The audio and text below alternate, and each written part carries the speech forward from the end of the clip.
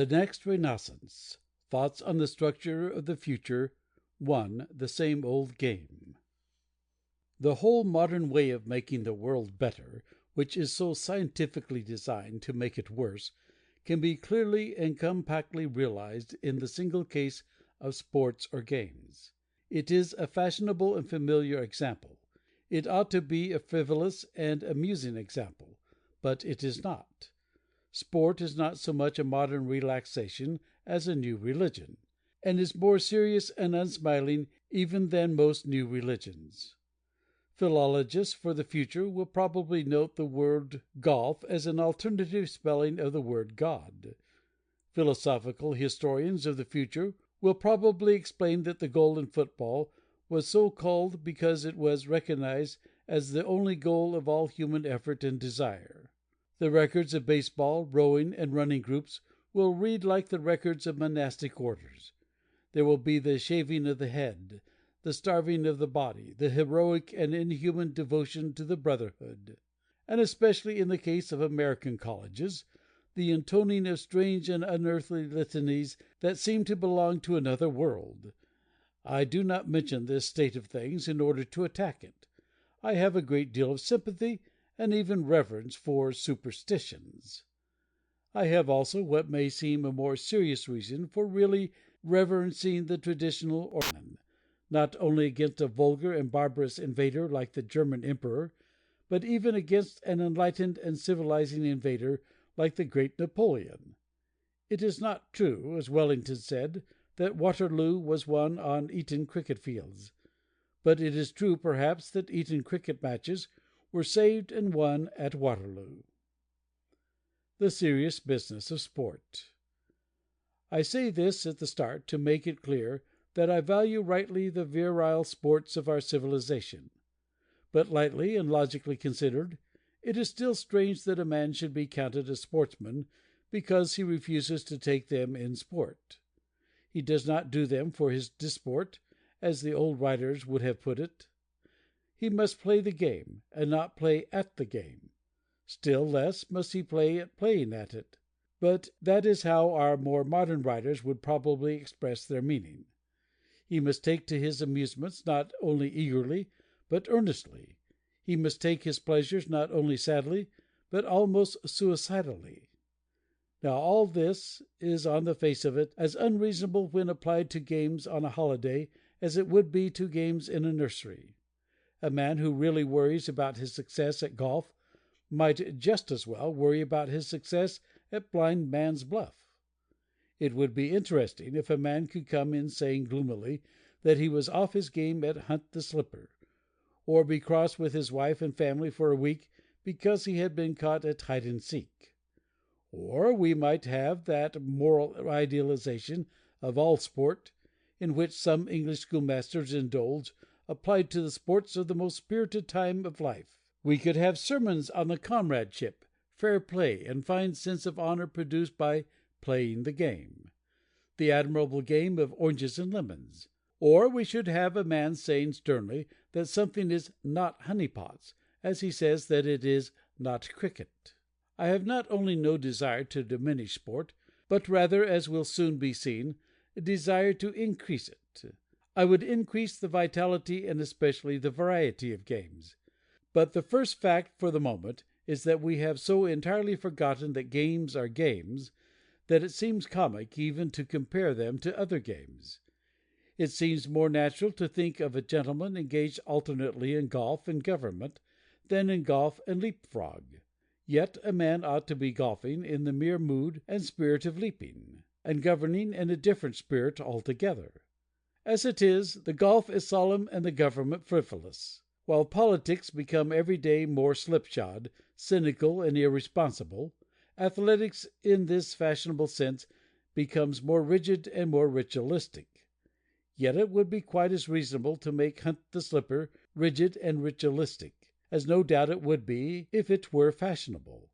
Indeed, if we follow its imaginary fortunes, we shall find them leading us to the important truth about the modern muddle called progress. Nursery games brought up to date. For instance, if nursery games were fashionable, The first thing that would appear would be apparatus. We should insult the very central sacred principle of "here we go round the mulberry bush" by actually introducing a mulberry bush. We should entangle oranges and lemons with wreaths and festoons of lemons and oranges, and probably of church bells also, hired especially for the purpose. The game of Tom Tiddler's ground would be vulgarized like a millionaire's freak dinner, with people picking up real gold and silver. A man playing Hunt the Slipper would carry a whole assortment of slippers, of all sizes and colors, as a man playing golf now carries a forest of clubs of all sizes and shapes. Or rather, he would have a servant walking behind him, carrying a whole sack full of slippers, like some fantastic sultan in the Arabian Nights. I can imagine the estate of some steel magnate or petrol king artificially laid out for hide and seek, with painted hiding places of tin and wood, conspicuous camouflage, and a great gilded hotel labeled "Home." I will not insist on the point that the magnates of the commercial combines might find a verbal appropriateness in "Puss in the Corner," nor need I argue more generally that little boys who play robbers might learn to play financiers. The only point here is that when we talk today of the progress of a sport, we mean progress in these stiffening formalities. We mean progress in apparatus. In other words, we can only extend, continue, and complicate an old game. The one thing we never do, and this is the whole point, is really to start a new game. New games for old. Now a true land of liberty, if anyone seeks for a sign of it, would be one where a man might invent a new game. It would be one where he was not so entirely tied to the same old game. The more he extends it, the more he complicates it, the more it is the same old game. The only way to make a new game would be the way which made the old games, when they were new. It would be to make it out of anything, out of the merest thing. Thus, in my national case of cricket, the stumps were originally only the stool of the milkmaid. You make nothing new by making stumps larger, or more elaborate, or more artificial. The only parallel to the old invention would be to make a game out of something you have got. Let us say a door scraper, or an umbrella stand. It may appear difficult, merely by looking at an umbrella stand, to evolve a wild, fantastic game from it. Nevertheless, the wise social reformer will be wisest if he goes on looking at the umbrella stand until the vision is revealed to him. Of course, there are many other instances of the same aboriginal truth. The old game of tennis testifies by its very terms to having been played in the courtyard of an inn, with the scores based on the ordinary objects round, such as the buttery hatch. Alarm might be felt at first if such a game were suddenly invented, let us say, in a modern railway station, with so much scored by hitting the clock, and so much by hitting the station master. It would be yet more exciting if extended to the street, if the player made 15 by smashing a lamp post, and 30 by busting a policeman. But this is perhaps to allow the merely imaginative and utopian side of social reform to run away with us. If the imagery be a little speculative, the ideal remains entirely serious. It is an ideal I shall attempt later on to apply as a test to more serious subjects, indeed to all the most serious subjects of the day. What is the matter with modern reform is that it is never in any true sense original. It never begins at the beginning, or makes any attempt to realize how things begin. At any rate, it is with this one lighter instance of sports and games that I begin, and with this, for the moment, that I end. End of section 1. G.K. Chesterton in Vanity Fair magazine by G.K. Chesterton. The New Renaissance. Thoughts on the Structure of the Future. 2. The Machine of Tomfoolery. There is one main modern defect which I have tried already to suggest. It is that our tools cannot turn into toys. It may seem fantastic to say that a finer work would remain, even when we had beaten our swords into plowshares, of beating our plowshares into playthings. Yet this paradox, as I have pointed out, really existed in simpler societies. Cricket began by throwing a ball, or perhaps a stone, at a stool, the three-legged stool of the milkmaid, possibly in the first and purest age of Arcady, while the milkmaid was sitting on it. For the priestess sitting on that tripod was still too divine to be dignified. The oracles she would deliver under such circumstances would be free and full of nature. But it is needless to insist further that modern machinery is less adapted to such spontaneous sports. Obviously, for instance, we should be less casual and hilarious if we were dealing not with an old English stool for milking a cow, but with a modern Chicago machine for cutting up a pig. One cannot toy playfully with such a machine. It would too easily become a machine for cutting up players. One cannot use the machines as a pantomime sausage machine, as one can use the tool for the game of stool ball. It is not only too complicated, it is too correctly designed for its own end to be twisted easily to any other end. Everyone knows, or ought to know, that great prose poem of American humor, Max Adela's description of the convertible domestic instrument which could be used for a ladder, an ironing table, or a settee. But the tale was a tragedy, and few attempts are really made to turn it into a triumph. As a matter of fact, scientific appliances very seldom are made to serve utterly different purposes, as a stool or stone or stick serve utterly different purposes. And certainly they can seldom be made to serve the purposes of an entirely improvised game on an unexpected holiday. The modern worker cannot idly take the works to pieces to enjoy them in their simpler forms. The artisan can seldom play the amateur, as the artist can play the amateur. The railway guard can hardly take a wheel off the railway train and bowl it as a hoop. The engine driver can hardly take the railway whistle away with him into the woods, and pipe at his pleasure, like a boy with a whistle made in the woods. Even a bricklayer does not play with bricks as a child plays with bricks.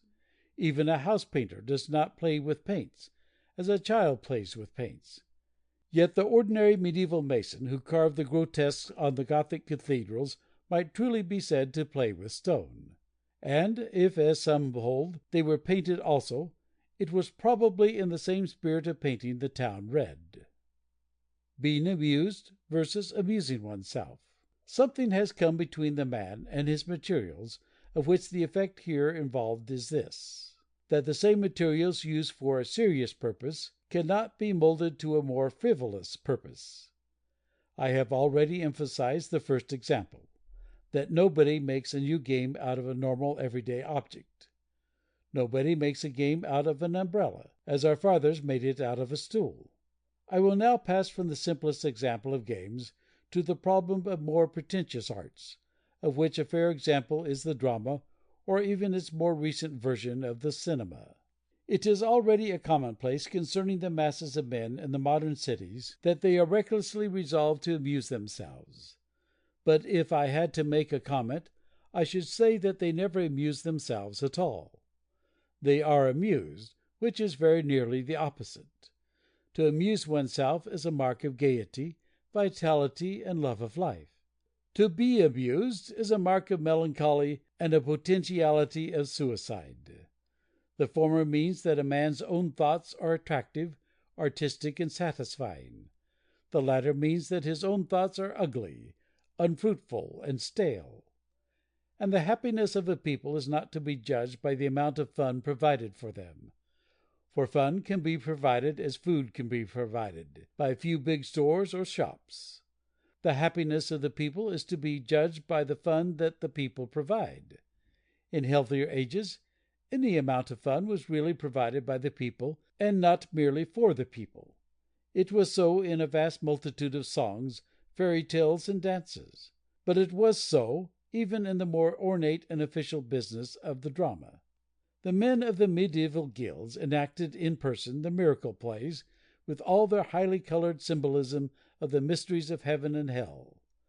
I have the fullest political sympathy with the modern trades union, but I confess I cannot easily imagine a railway porter feeling quite comfortable in the costume of the Archangel Gabriel, or even a plumber getting the full delight out of being the devil. Yet it must have been a very pure delight to be the devil. There was any amount of gagging and grotesque impromptu in such a part, for the medieval men were quite without the modern reference. That is, they were quite without the modern reference for the devil. The carpenter or cobbler who had the happiness of acting Caiaphas used to borrow a cope or a chasuble from the parish church. And I earnestly hope that the Archbishop of Canterbury would now lend his apron and gaiters to a dustman for such a purpose. But the only point here is that numbers of ordinary poor people acted, and there was nothing to prevent it being done in every town and even every village. I dare say they acted as badly as Bottom the Weaver. But I am not talking about art, but about amusement. Above all, I am talking about people amusing themselves, and not only being amused. None will dare deny that Bottom the Weaver amused himself even more than he amused his audience. Certainly that great man did not stoop merely to be amused. Indeed, to amuse Bottom would be a bold and almost blasphemous undertaking, in which all the frolics of the fairies failed. Shakespeare was probably thinking of the hard-handed man whom he may have seen thus acting the last of the medieval plays, as he was almost certainly thinking of the traditional figure of Herod in the Bethlehem plays, when he makes Bottom talk of playing a tyrant. 100 years before, he might have found such things in 100 Hamlets. Here again the Renaissance, the renewal of social life, must begin at the other end. We are not really making fresh things. We are merely extending and repeating stale things to fresh people, who do not long remain fresh under the experience. We are merely making even a joke mechanical and therefore melancholy. It is as unnatural to pay men to joke as to pay men to laugh. The real refreshment can only come by a return to liberty or the life of the private person. As with the games, we are merely making new formalities out of old frivolities. We are not having the real fun of making new frivolities out of old formalities. And having touched on the example of hide and seek, hockey, and the movies, I will pass on to lighter topics like politics. End of section 2.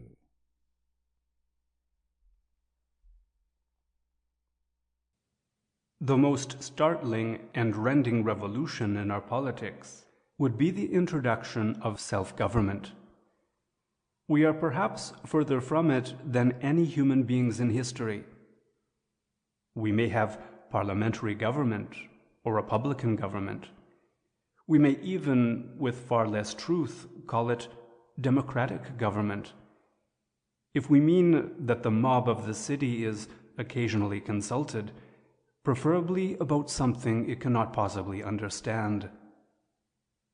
We may help to decide the destiny of Yugoslavs or Czechoslovaks. It is our own destiny we cannot decide. Governing ourselves would mean governing our own furniture, architecture, and landscape, and what we eat and drink and wear. Whatever else we have not got this.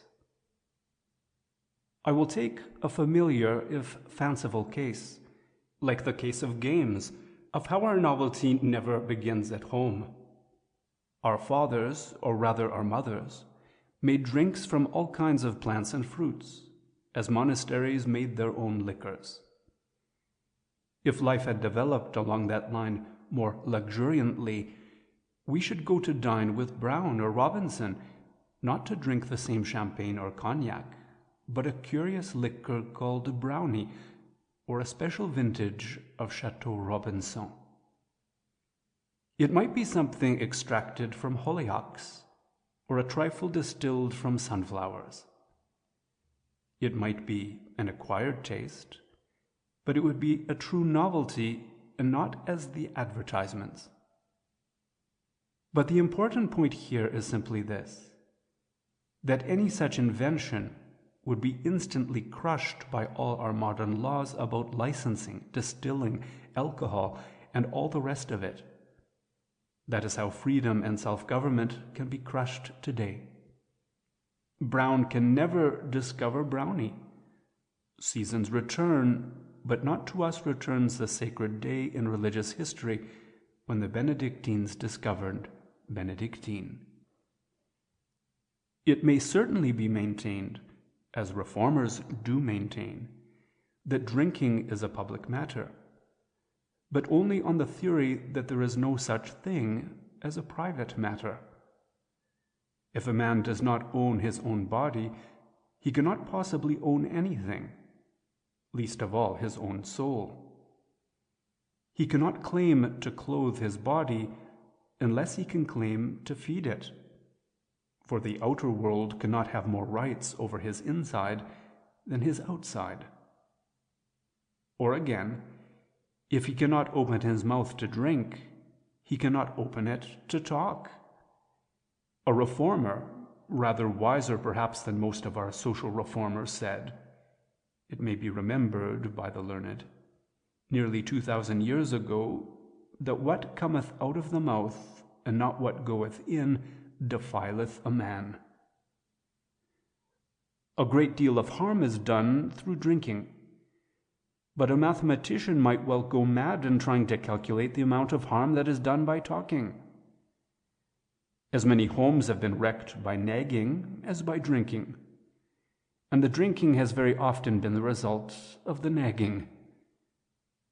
The most irresistible and the most irrevocable part of education has been done before the beginning of instruction. It is not in what is said to a child, but in what is said before a child. More than half of our psychology is probably an accumulation of accidents. Our brains were built up of idle words, and we found our first principles in things we were not meant to hear.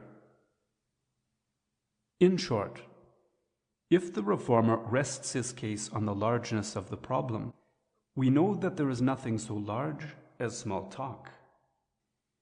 We all know that, as a saint said, the tongue is little and terrible, that a snub may make men hopeless, but a compliment may make them vain, that we all walk the world dealing this destruction out of our mouths. We have all had the feeling that parents bring up their children in the right way by systematically saying the wrong thing. Or at least, if parents will not admit this about themselves, they will admit it about each other. But picture the horrible pantomime that life would be if we made a public rule for this private matter, as we are now making it for the other private matter. Suppose the state interfered with speech as it now interferes with drink, with diet, and details of hygiene. Suppose there were a conversation ministry as there is a health ministry in England today. Suppose the state sent out armies of eavesdroppers to hide behind doors and under tables, as it now sends out armies of inspectors to measure windows or analyze water. Suppose doctors were allowed to cut off the tongues of poor children whom they chose to call vicious, as they are allowed to cut off the hair of poor children whom they choose to call verminous. Suppose talk were treated as drink is treated in England. Suppose a man was not allowed to tell a funny story except between 1 and 2 or between 6 and 9. Or suppose he had to get a doctor's prescription to allow him to laugh, a little scientific essay saying that the exercise was not beyond his muscular powers and was necessary to his nervous system. Suppose talk was treated as drink is treated in America. Suppose there was, as the romances say, an utter universal silence, broken only by those who could manage to break it. Suppose a man who wanted to laugh was allowed to go to somebody who sold snuff on the pretense that he wanted to sneeze. Suppose he had to go into a sort of loft full of luggage and put his head in a bag. Or suppose a trickle of talk were permitted, so long as it had passed, like the water, through the filter of the scientific state. A man might take out a license, allowing him so many words a week, with a fine for slang words and a bonus for scientific words. Or we might have our conversation for the day planned out for us by intelligent officials.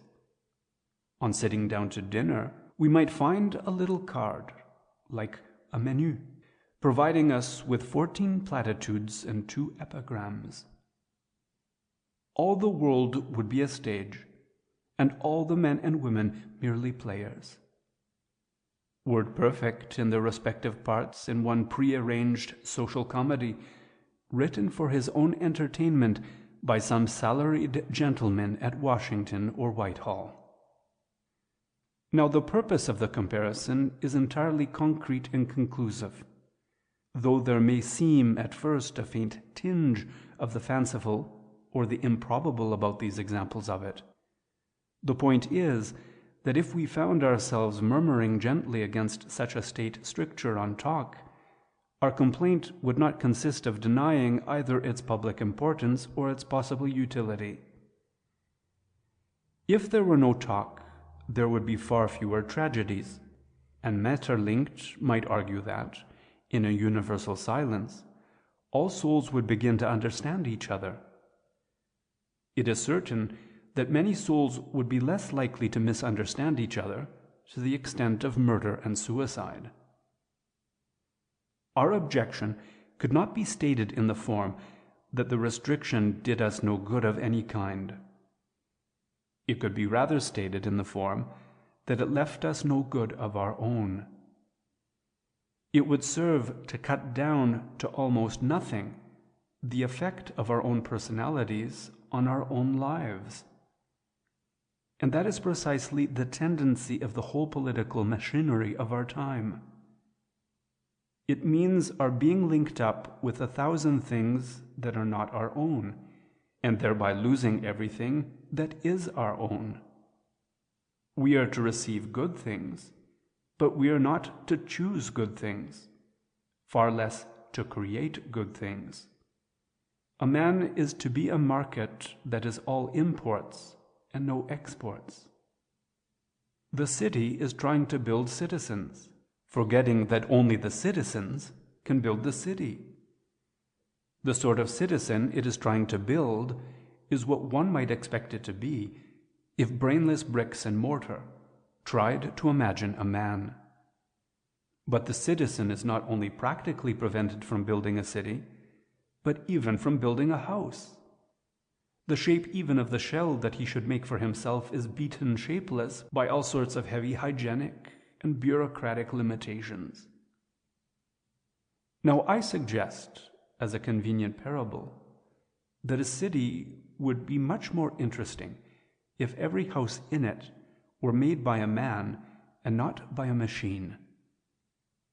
To give the parable more local color, I will fit it to a concrete case in the countryside where I live. The poor for miles round my house have long been needlessly impoverished by being forbidden to keep pigs. The form of the veto is that the pigsty must be at a certain distance from the house, and its aim is supposed to be hygienic. The fact of it is that the pig owner must be rich enough to own a fair amount of land, and its aim is the prevention of small property, otherwise the oppression of the poor.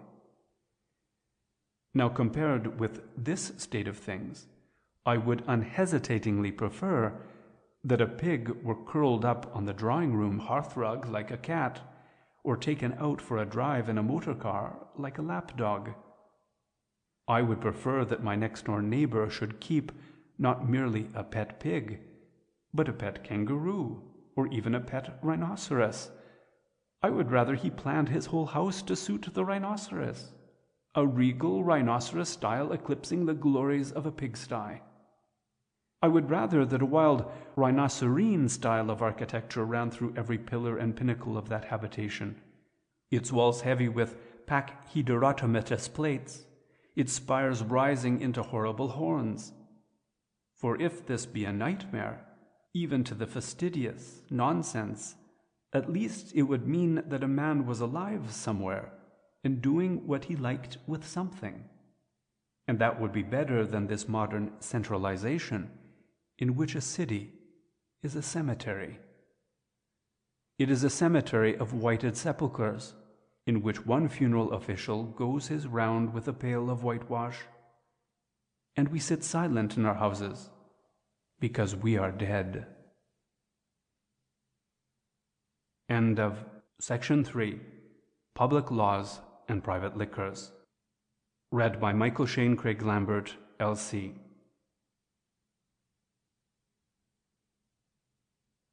I once compared a row of our modern houses to a row of tombstones in an old and decayed cemetery. But this, I must confess, was rather too cheery and optimistic a view of our society.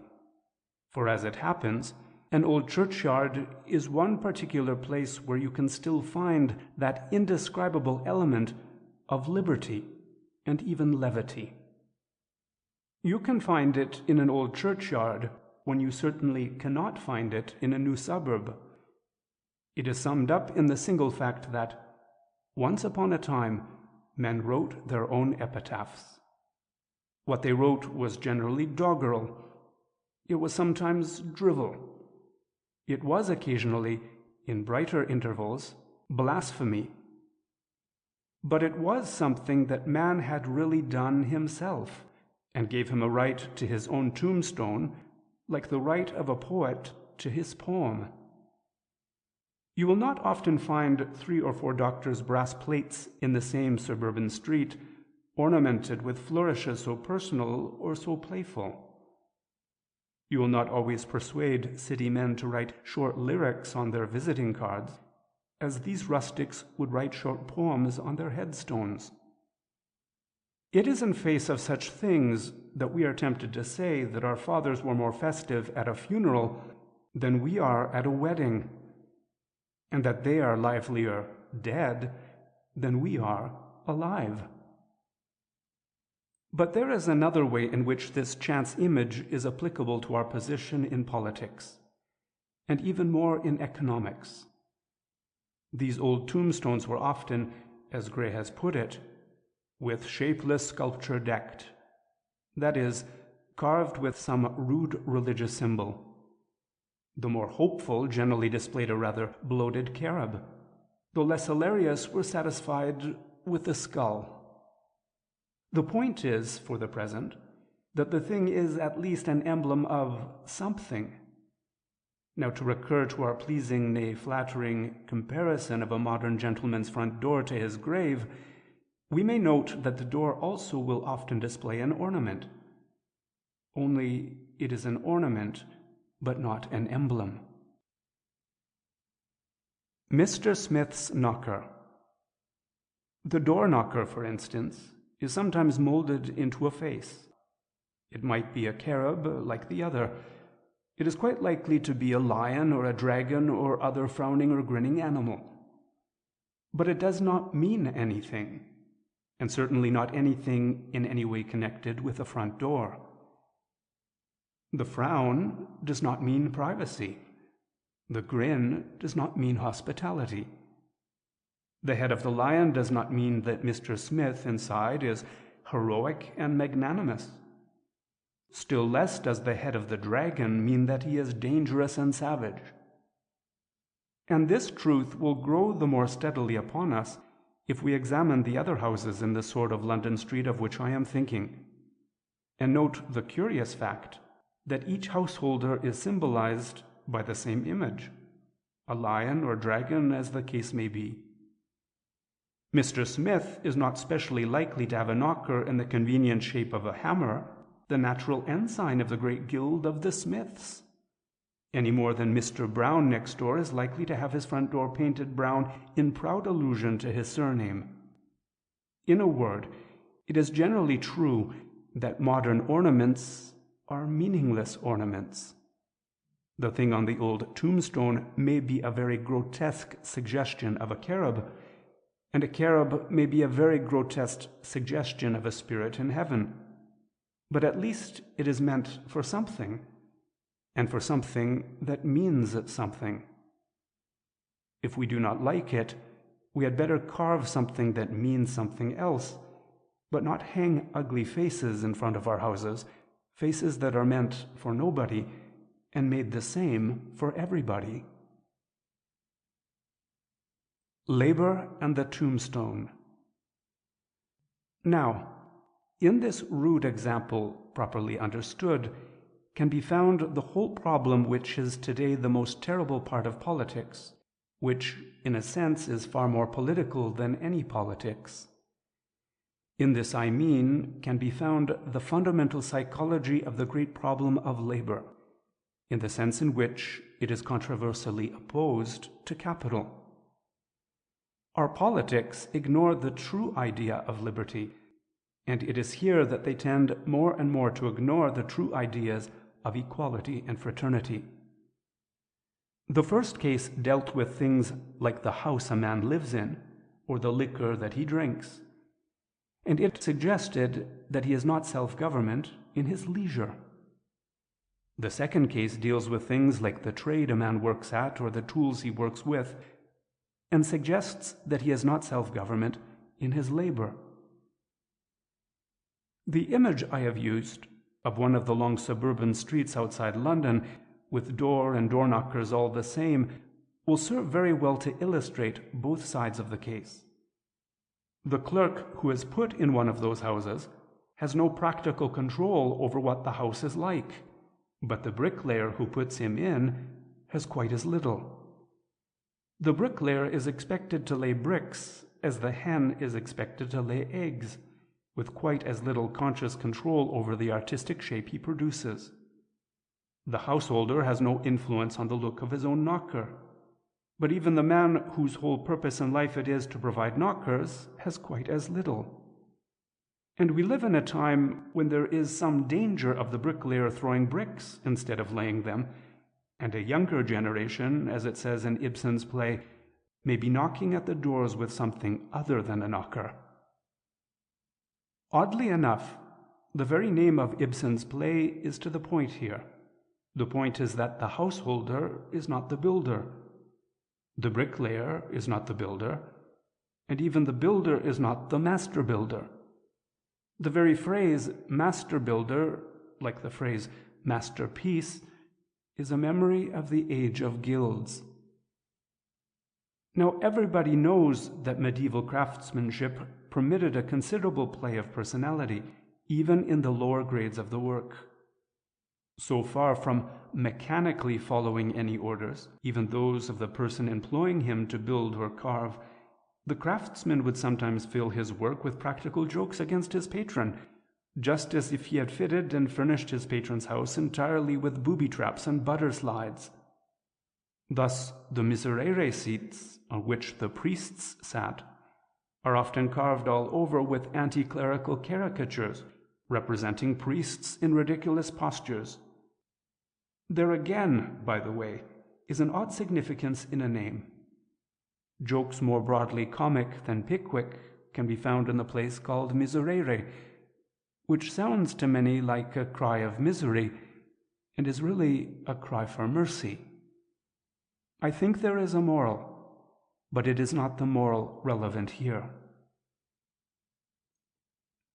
The interested paperhanger.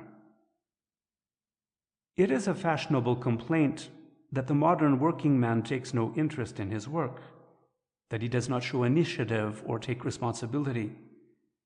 It is largely just to say that he does not.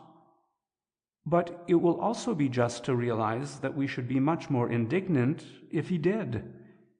We should be much more staggered if he began to show an intelligent interest in the door-knocker, as the medieval workman showed an intelligent interest in the miserere seat. The householder would be surprised, nay pained, if on returning to his home at evening he found the door-knocker twisted into an animated but unattractive likeness of himself, possibly decorated with the ears of a donkey or terminating in the tail of a devil. Nor would his doubts pass away if he went on and found that the bricklayer had molded each of the bricks into a different fantastic variation of the same familiar face, or if the painter or paperhanger had covered the walls with a pattern of small figures, representing the patron running, falling, sitting on his hat, tumbling out of his car, and so on. This would be a fair modern parallel to the medieval anti-clerical carvings, and this would certainly be a case of the workman being really interested in his work, nay, of his being interested in his patron. The modern world, with all of its talk of innovation, does not really allow for novelty. It does not provide for what a man shall do if he really has a new notion. When he is tied by modern mechanism either to the same old business or merely to the same old game. The clay in which the old craftsman worked was more flexible, and could receive the imprint of passing personal fancies without disorganizing the whole of the larger design. A man could carve his own gargoyle without wrecking everybody else's cathedral. Today, it is not merely the fact that building banks or business houses is far less noble than building cathedrals. It is also that, in these new heathen cathedrals, all pleasure is for the architect and not for the craftsman, all design for the banker and not for the bank clerks. It is only the heads of business who can really use their heads. The others are truly described as hands. The millionaire may make fancy combinations of his millions, but the clerk who makes fancy combinations of the figures in a ledger is not encouraged. This is the real proletarian problem, and it is much more than an economic one. The worst injustice is not the inequality of wealth, but the inequality of intelligent interest. The new Renaissance must not merely redistribute wages for work, it must renew the work itself. It must renew it where all work begins, with the head and hands of a man. For the rising generation is, in a nobler sense, knocking at the door. It is not merely breaking into the house like a housebreaker, but hammering out a new door like a master builder. End of section 4, Beauty and the Bricklayer. Read by Michael Shane Craig Lambert, LC.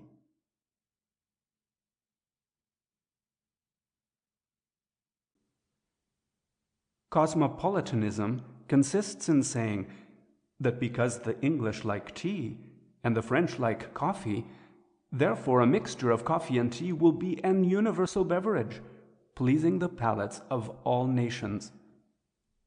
This unity, which I detest more than all the other devils tempting the modern mind, is all the more a devil because it dresses up in the vestments of various religions, new in the West or old in the East, or both.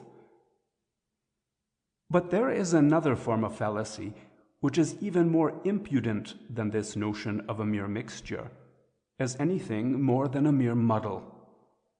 There is the reformer who does not even mix anything because he has nothing to mix. He may be rather compared to a man who should boast of having discovered a new and admirable wine, dating its vintage and praising its bouquet, when he only means that he wants us to drink water. More often he means that he wants us to drink nothing at all. The flavor of mingled tea and coffee, though not necessarily pleasurable, would probably be perceptible. But the other reformer invites us with boisterous hospitality to drink out of an empty cup. He is especially prominent in the province of the arts, notably of literature.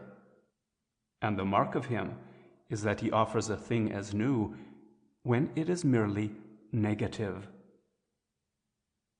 Let us take, for the sake of argument, the case of poetry. A man who could really invent a new meter would indeed be like a man who could invent a new wine or a new game. He would have made a fresh tune for all men to think to.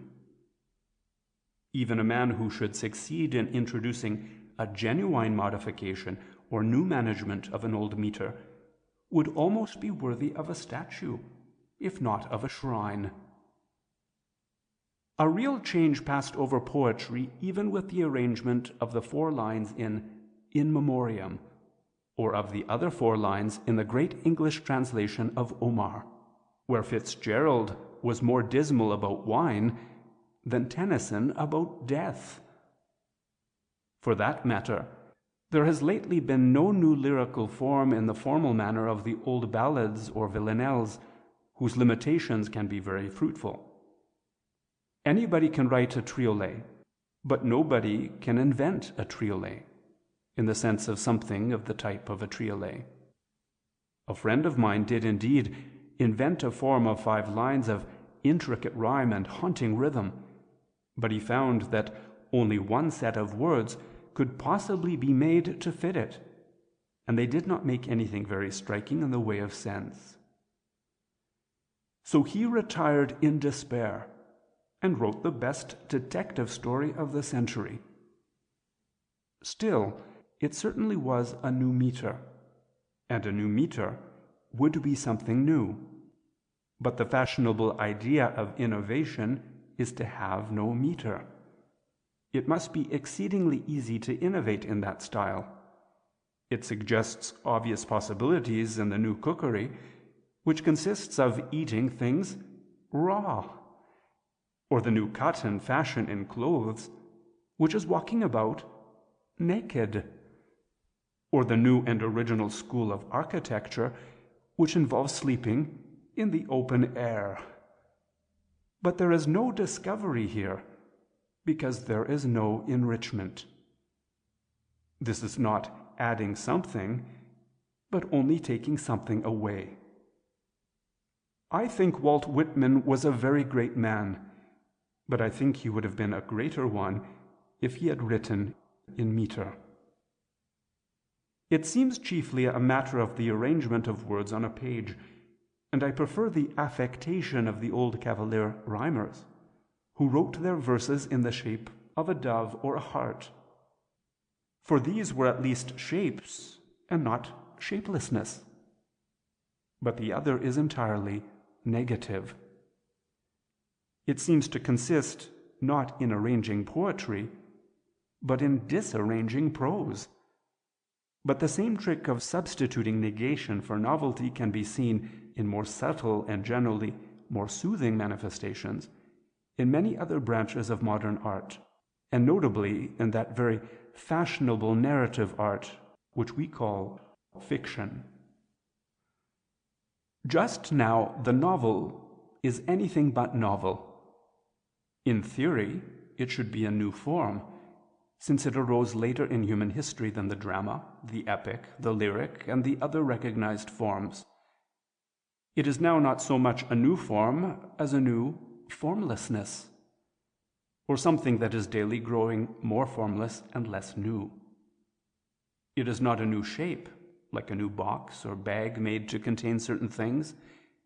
It is more like an old sack so loose and shapeless that the things of any shape can be stuffed into it.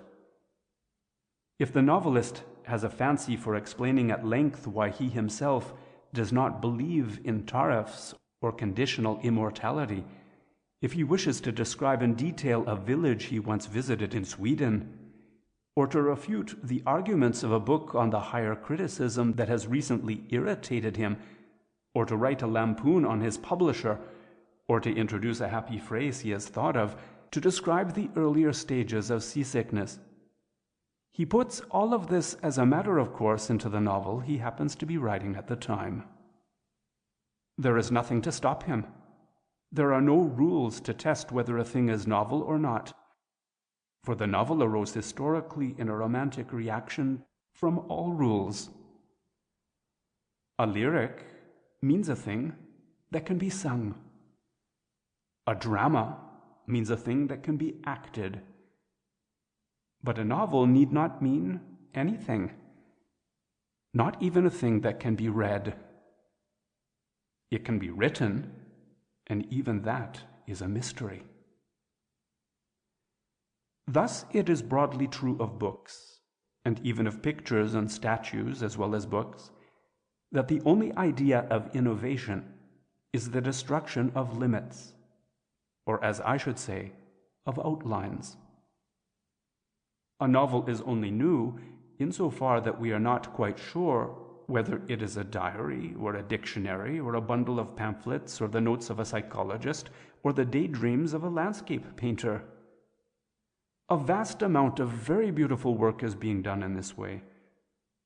But such a mere negative escape is not a renaissance in literature. It would have much more the note of a renaissance if we heard of new limits and new laws. Men mock at the old unities of the classical drama, but it would be far more really revolutionary if we heard of new unities for the contemporary novel. Then we should know that some kind of creative impulse was carving new forms out of the chaos of formless fiction. For when anything from a boys' club to a new republic is really free, it uses its liberty to make laws. And one of the first laws that both the club and the republic generally have an impulse to make is a law for the limitation of speeches.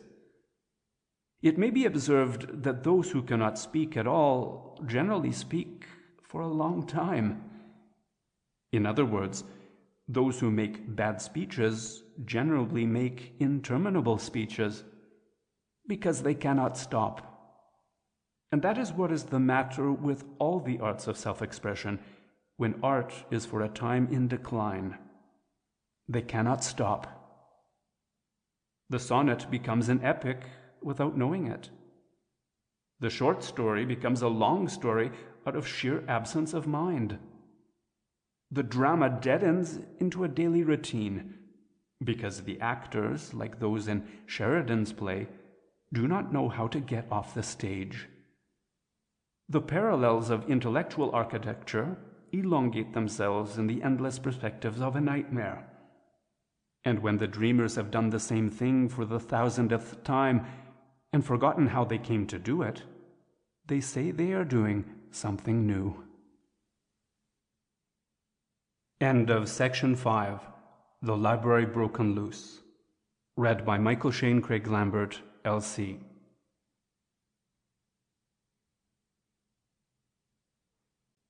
These loose papers are strung together by a thread of theory, touching the possibility of a renaissance in the sense of a renewal of our civilization. Hitherto, I have given only a few notes on the negative side, suggesting that there is no such real freshness in our recent fashions about sport, politics, the drama, and so on. Not one of these is a beginning, but rather a sort of endless end. In what follows, I hope to give a rough sketch of the way in which a renaissance might really begin. But I will pause here, partly to recapitulate and sum up, and partly to point out a possible mistake and answer an obvious criticism. Anyone urging this view is bound to look back at other beginnings in history. He is bound to urge that anything really original will resemble the origins. But he is not trying to revive such origins, but only such originality. I suggest that a new development is not often a new discovery, any more than any number of horses added to a stagecoach would make it a steam engine. I may say, in such a case, that the man who first caught and tamed a horse invented something far in advance of most of our inventions. But I do not mean that I want all publicists and politicians to start off by trying to lasso wild horses. The medieval workman. Thus, in the cases already considered, I have expressed admiration for many antiquities, but I was not admiring their antiquity, but their novelty. I remarked that cricket began with stool ball, and that stool ball began with stools. But I do not mean that man is to find his way back to that particular wooden stool of medieval workmanship, and sit there forever, so to speak, on the stool of repentance. I mean that medieval men were in a certain spirit, in which something could be done with a stool, and that if we were in that spirit, we could do as much or more with a stick or a stone or anything else. In the case of the drama, I said that the workmen who acted in the Coventry Mysteries and were genially satirized as acting in The Midsummer Night's Dream were at least amateur actors in the good as well as the bad sense. That is, they were amateurs in the literal sense of lovers. A workman, as for instance a weaver, could condole in some measure and appear as a lover, though his chief humor was for a tyrant. But I do not mean that we ought to train an actor to appear in the character of a wall, or even that it is necessary for a modern comedian to create the part of moonshine. I do not even think, as do some of our more mystical Shakespeareans, that it is necessary to reproduce the restricted scenery or shallow stage of the Shakespearean period. I do not see why poor Bottom, having a part to tear a cat in, should not have room to swing a cat in. In those restrictions of space, I fancy, there is rather too much wall and perhaps not a little moonshine. But I mean that certain moral conditions enabled those simple men to enjoy themselves, and that with similar moral conditions, we might enjoy ourselves as much, or even more. The principle is the same in the domestic and dietetic criticisms I suggested, which were summed up by saying that our citizenship does not really allow us any self-government. I took the illustration that our grandmothers made cowslip wine, but it does not follow that our grandsons must know how to make cowslip wine, still less how to drink it. I may entertain my fancy with the thought of wild poets extracting wine from wild flowers, or daring adventurers drinking from that dreadful cup, as for instance the buttercup. But this is not the point of the argument. The point is that the old family recipes were, so far as they went, real domestic discoveries. They varied with domestic establishments, and one dandelion tea differed from another in glory. It would not be a substitute, even if it were an improvement, that the political power of the brewers should doom us all to drink one kind of beer. Still less is it a substitute that the political power of teetotalers should doom us all to drink no kind of beer. And I went on to note that in other things this mere negation is mistaken for novelty. Thus a poet is as proud of having no meter as if he had invented a new meter. Here again I could only illustrate my meaning from old meters, and I praise those fixed yet fantastic forms of verse, the ballad, the villanelle, the triolet, such as took form in the Middle Ages and the Renaissance, and the real springtimes of Europe.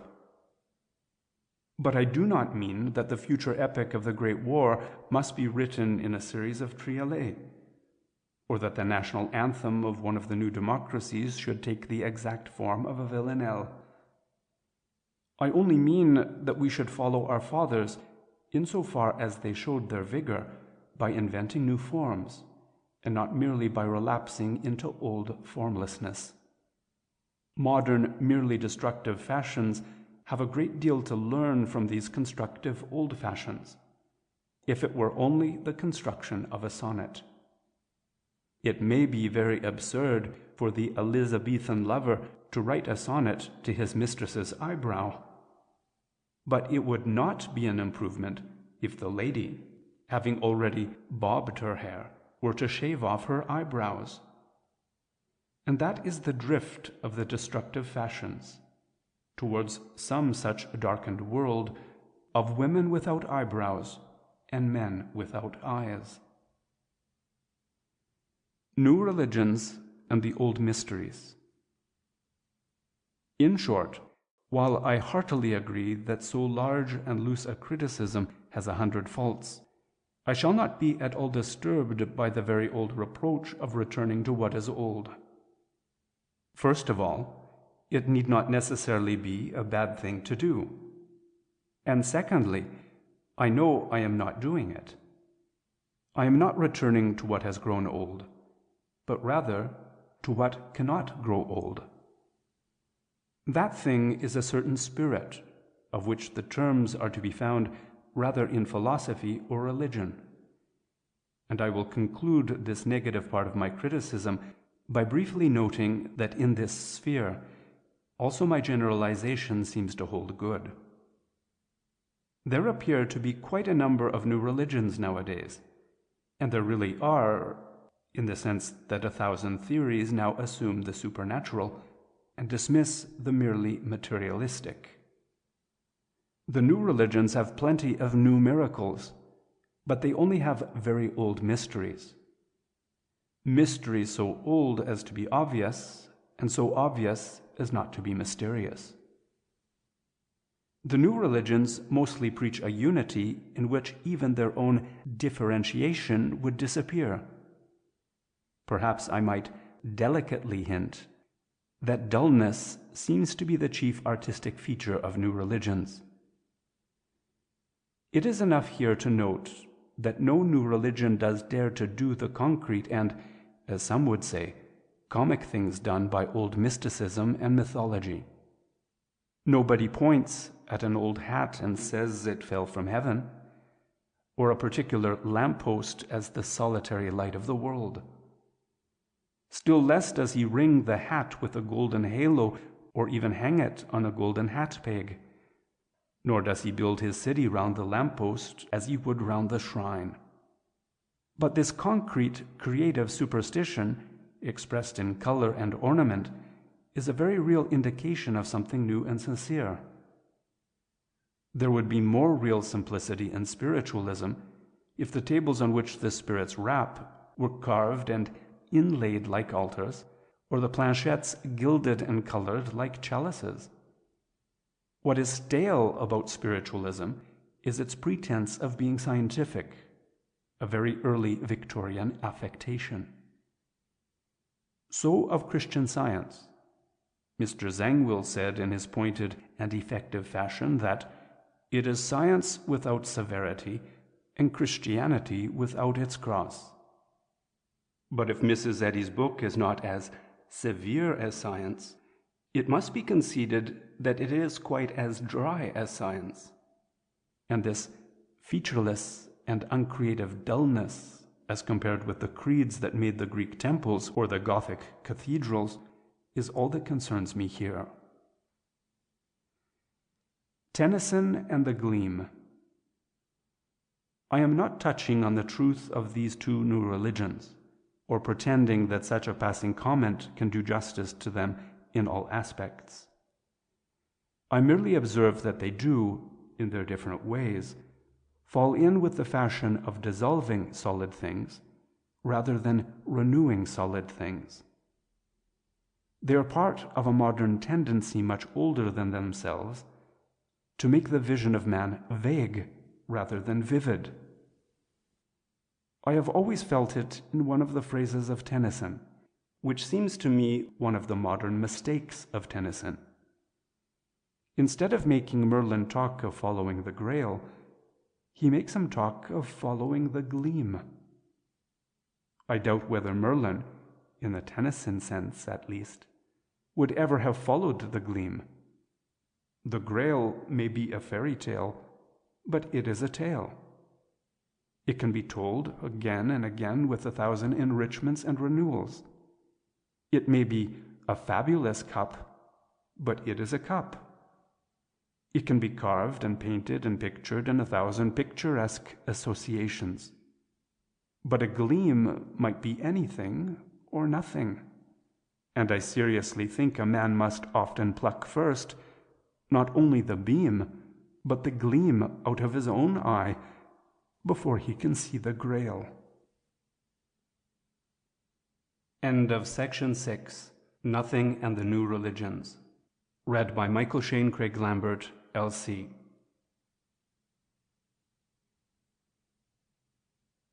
Read by Kate Follis. G.K. Chesterton in Vanity Fair magazine by G.K. Chesterton. The Soul of Skylarking. Thoughts on the New Renaissance and the Structure of the Future by G.K. Chesterton. Something is necessary before we can really learn to enjoy games, or to enjoy theatres, or to enjoy things of art or invention, and that is that we should learn to enjoy enjoyment. It is this faculty that is always slipping away from men, and it slips away faster and faster in the modern mood of always looking for the latest thing. It matters nothing whether this takes a reactionary or a revolutionary form. It matters nothing whether it is a snobbish pursuit of the latest fashions, and is called capitalism, or a priggish pursuit of the latest fads, and is called socialism. It is equally true that the hurry after happiness is itself unhappy, and that a man is learning how to find enjoyments, and not how to enjoy. But commonly the two things are combined, for the rich, especially the wicked rich, are very progressive. Progress is another name for going the pace. It is among the wicked rich that you will find the advanced art, the portraits without faces, the statues without figures, and the poems without poetry. Now, any real renewal must be based more broadly on much more simple and popular things. When I say simple things, I do not mean things like the simple life. Vegetarianism or teetotalism are obviously the very reverse of simple. I should not call a man simple if he could only eat pink things or pale yellow things, nor do I call him simple if he can only eat green things. I call him fastidious and even luxurious. I should not consider a child beautifully childlike, who, when offered a glass of milk, asked whether it contained any allotropic forms of alkaloid, or what not. Nor do I consider a man childlike, who, when offered a glass of beer, asks whether it contains any alcohol, another arbitrary abstraction conjectured by a few chemists. I mean by a simple man or child a good and sensible man or child, and I mean that a sensible child takes what he can get, and a simple man is one who can enjoy the normal and national food and drink. I do not say he should always enjoy them, or that he should not enjoy other things. I say he should be able to enjoy the normal things, and not be reduced by successive and rapid reforms into a condition in which he cannot enjoy anything whatever. Bad books and bad beer. Thus it is said, for instance, that the public likes bad books. But in England, at any rate, if it likes bad books, it is very much as it drinks bad beer. It does so because it cannot get any good beer, and has to choose between bad beer and something that is not beer at all. So the ordinary reader often has to choose between bad books and things like those which Charles Lamb called books that are not books. He has to choose between a bald and badly written story about love and murder, and a story that is not a story at all, but a medical diary describing the more minute sensations of an incipient lunatic, or the pros and cons of erecting a tin chapel for some new religion. The more refined artists have been driven to this, not so much because they are so lucky as to find nerves and new religion interesting, as because they are so lamentably unlucky as to find love and murder uninteresting. They have lost their normal power of enjoying enjoyable things, such as murder and love-making. The very novelty of their art is the fatigue of their minds. The artists are trying to enjoy fresh things with a stale mind, while the public is still enjoying stale things with a fresh mind. That fresh mind is the first need of a fresh society. It is more convenient to take a concrete case, and I will take the case of poetry, especially the poetry of nature. It is an old joke that papers and the public are tormented by a swarm of spring poets who come out like the birds in spring. It is an old joke that the editor receives 1,000,000 original odes to the skylark and generally prints the worst of them.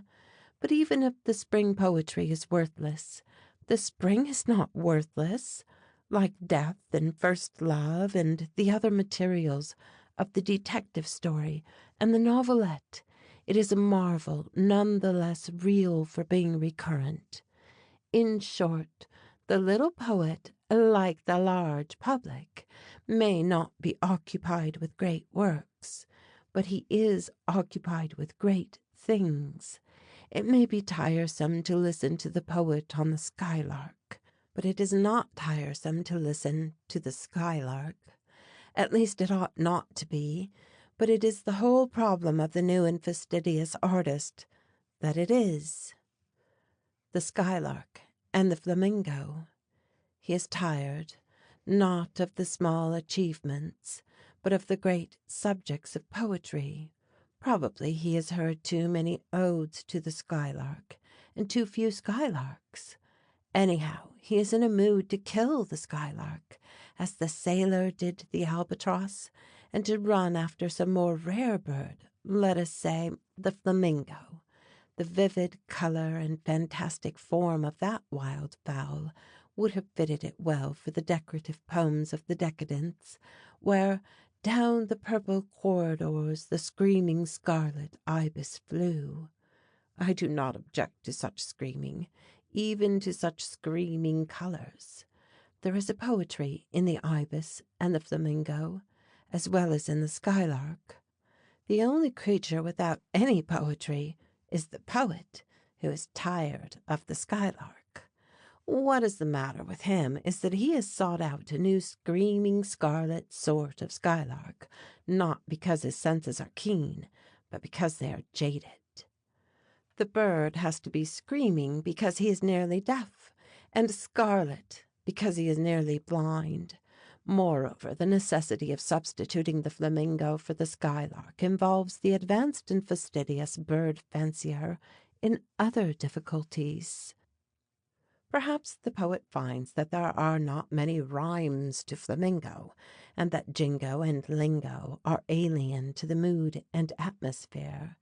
Therefore he decides that rhyme is a jingling fetter unworthy of free modern verse, or he finds the metre is disturbed by the insinuation of a flamingo instead of a lark, as it would be if he had to scan the line, "Hark, hark, the flamingo at heaven's gate sings," or as who should say, "Like to the flamingo at break of day, arising from sullen earth sings hymns at heaven's gate." And finding this to run a little awkwardly, he naturally decides that metre as well as rhyme is a meaningless convention, and that the modern spirit can only express itself in vers libre. Only the poet happens to be wrong, according to the whole history of poetry. The editor may receive 1,000,000 poems by minor poets about the skylark, but anywhere among them there may be one signed William Shakespeare, and another signed William Wordsworth, and another signed Percy Bysshe Shelley, whereas it might be difficult to compile a golden treasury entirely about the flamingo. It is the common subjects, not the uncommon subjects, on which the rare masterpieces of poetry have been written. It was because the major poets shared the enthusiasm of the minor poets. It was because they dealt with terms and things in the very texture of popular thought and speech. For instance, the same images are to be found not only in song, but even in slang. The very case of the skylark has a prose parallel to the expression skylarking, presupposing a verb to skylark. It would be interesting if there were a verb to flamingo, presumably conjugated like the verb to go. It would be almost alarming if we said not only I flamingo, but thou hast flamingon, not to mention so extreme a case as he flamin went. This may seem to the fastidious almost to verge on the fanciful, but this is a fair parallel to the verb skylarking, which is a perfect fragment of popular poetry to express a wild and hilarious holiday.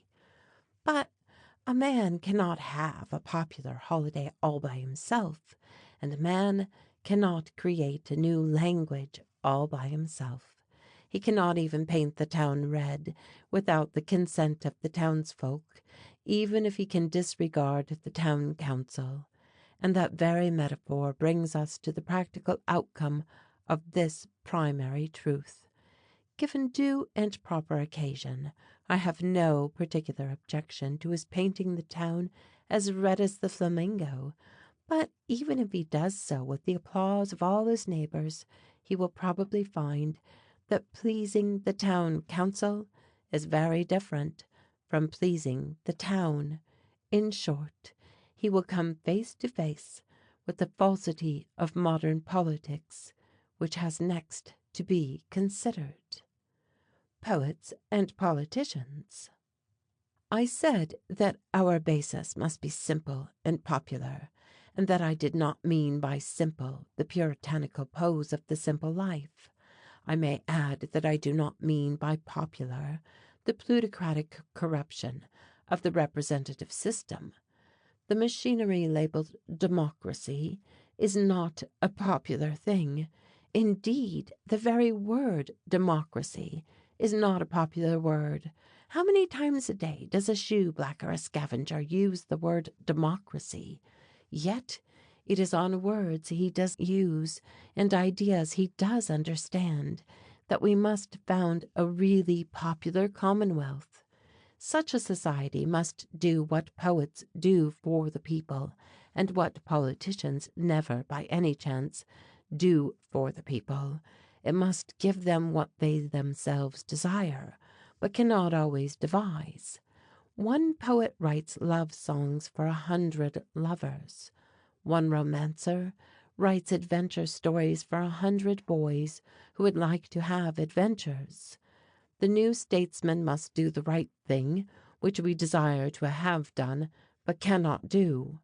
The modern politician does the wrong thing, and then adds insult to injury and falsehood to folly by telling us we have done it ourselves. End of section 7.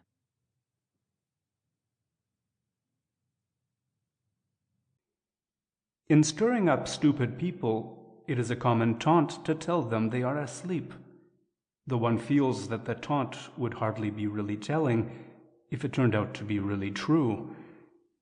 It would be disconcerting to utter such a sneer and be only answered by a snore.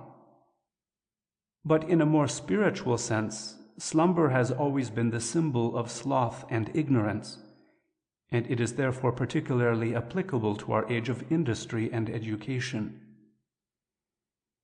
But the particularity of people today is that they are not only sleeping, but sleepwalking. The dullness and bewilderment symbolized by sleep have more than once in the course of history thus settled on the mind of humanity. People went to sleep at the end of the Roman Empire till somewhere about the time of the Great Awakening of the Crusades. But in the sleep of the Dark Ages, there were at least glorious dreams. The Holy Grail and the Horn of Roland were the visions that shone in that night. They made the mental life continuous, so that on waking, men took up the same work and worship and memory that they had when they fell asleep. People went to sleep a good deal at the end of the 17th century. The sermons of the great reforming divines and the speeches of the great constitutional statesmen were enough to achieve that healthful result. That went on till the great awakening of the French Revolution. But if people by that time were bored with their religion, they were free from any grave fear of finding any other. The peculiarity of our time is that we still have a vague idea that we are soon going to find something. Not something we had before, but something so new that we not only cannot remember it, but could hardly even recognize it. As the Dark Ages went to sleep with their Catholicism, and the later period went to sleep with its Calvinism, we went to sleep with our minds full of the modern idea of progress. Hope is to us what faith was to our fathers. Our ultimate hold is not on something we have got, but on something we are going to get. Only we have forgotten what it is. Sleep has knocked us silly at a moment when we were marching somewhere, or were supposed to be marching somewhere. Nobody now has the least notion where. There is nothing but a notion that we must keep moving, like the modern poor moved on by the modern police. We are a society of somnambulists. 80 years ago, men did know more or less where they were going, or at least where they wanted to go. At any rate, the leaders of the processions knew or professed to know. They believed that freedom, especially in the form of free trade, would solve everything, that commercial competition would have all the success of something they called, poor old chaps, the survival of the fittest. They preached that we should always pick up the cheapest bishop, that the army would be best ruled if all the generals fought each other, and that the breed of admirals would improve if everybody paddled his own canoe. In short, they had a lucid and logical philosophy which suddenly collapsed and disappeared. They accepted the competitive creed of letting the devil take the hindmost. When a flash of more rational moral theology revealed the fact that he is much more likely to catch the foremost. It revealed the fact that millionaires are not the best and wisest, but the worst and stupidest men of our time. Then there was a change. 20 years ago, again, the leaders at least thought they knew where they wanted to go, or at least in what direction. Needless to say, it was the opposite direction. They not only forbade a man to paddle his own canoe, but almost to wear his own coat and trousers. They had a sort of vague vision of a communal pair of trousers, made with any number of legs like the costume of an octopus. The Fabians, led on by the fantastic genius of Shaw, suggested that the state could adequately clean and control everything. Idealists could imagine state toothbrushes and state toothpicks. All would be well if government would only govern, and at the same time educate and inspect. The somnambulist went very happily upon this higher path, till he woke up with a shriek on the brink of a precipice, the name of which was Prussia. The new somnambulism. Escaping from Prussia, however, has exhausted him, and he has gone to sleep again rather more deeply than before. But though he is again sleeping, he is still walking. He is not walking anywhere now, he is just walking.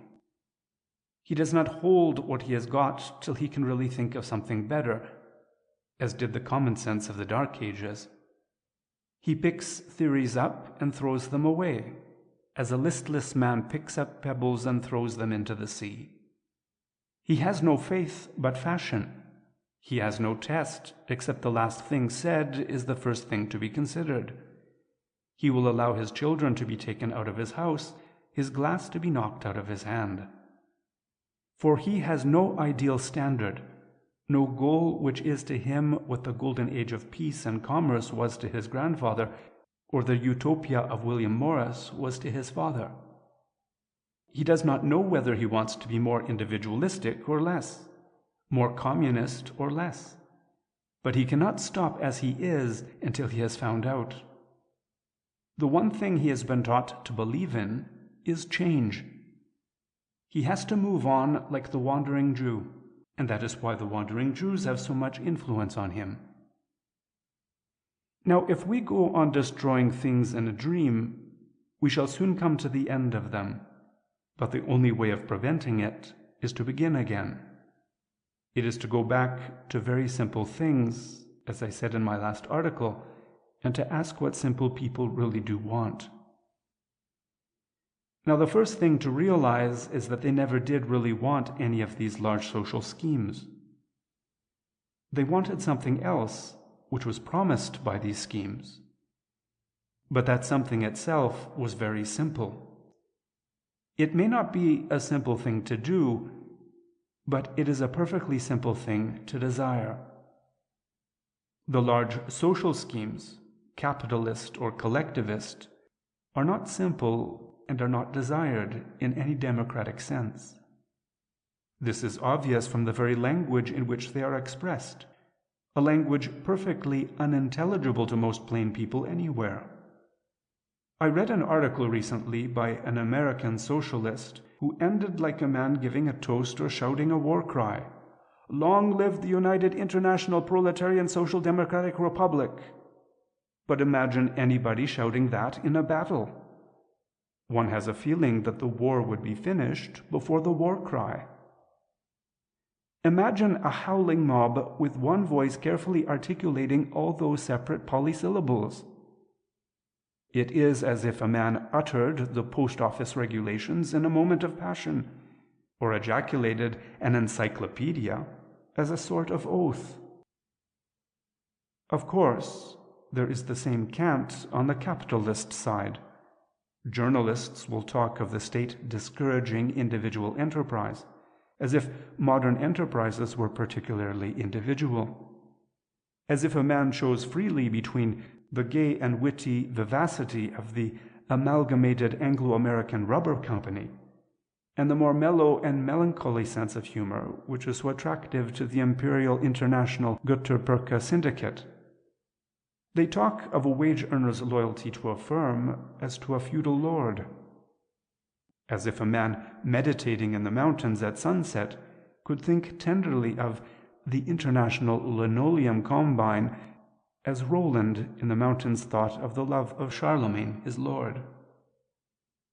The truth is that none of these systems, socialistic or plutocratic, has any such relation to the human soul.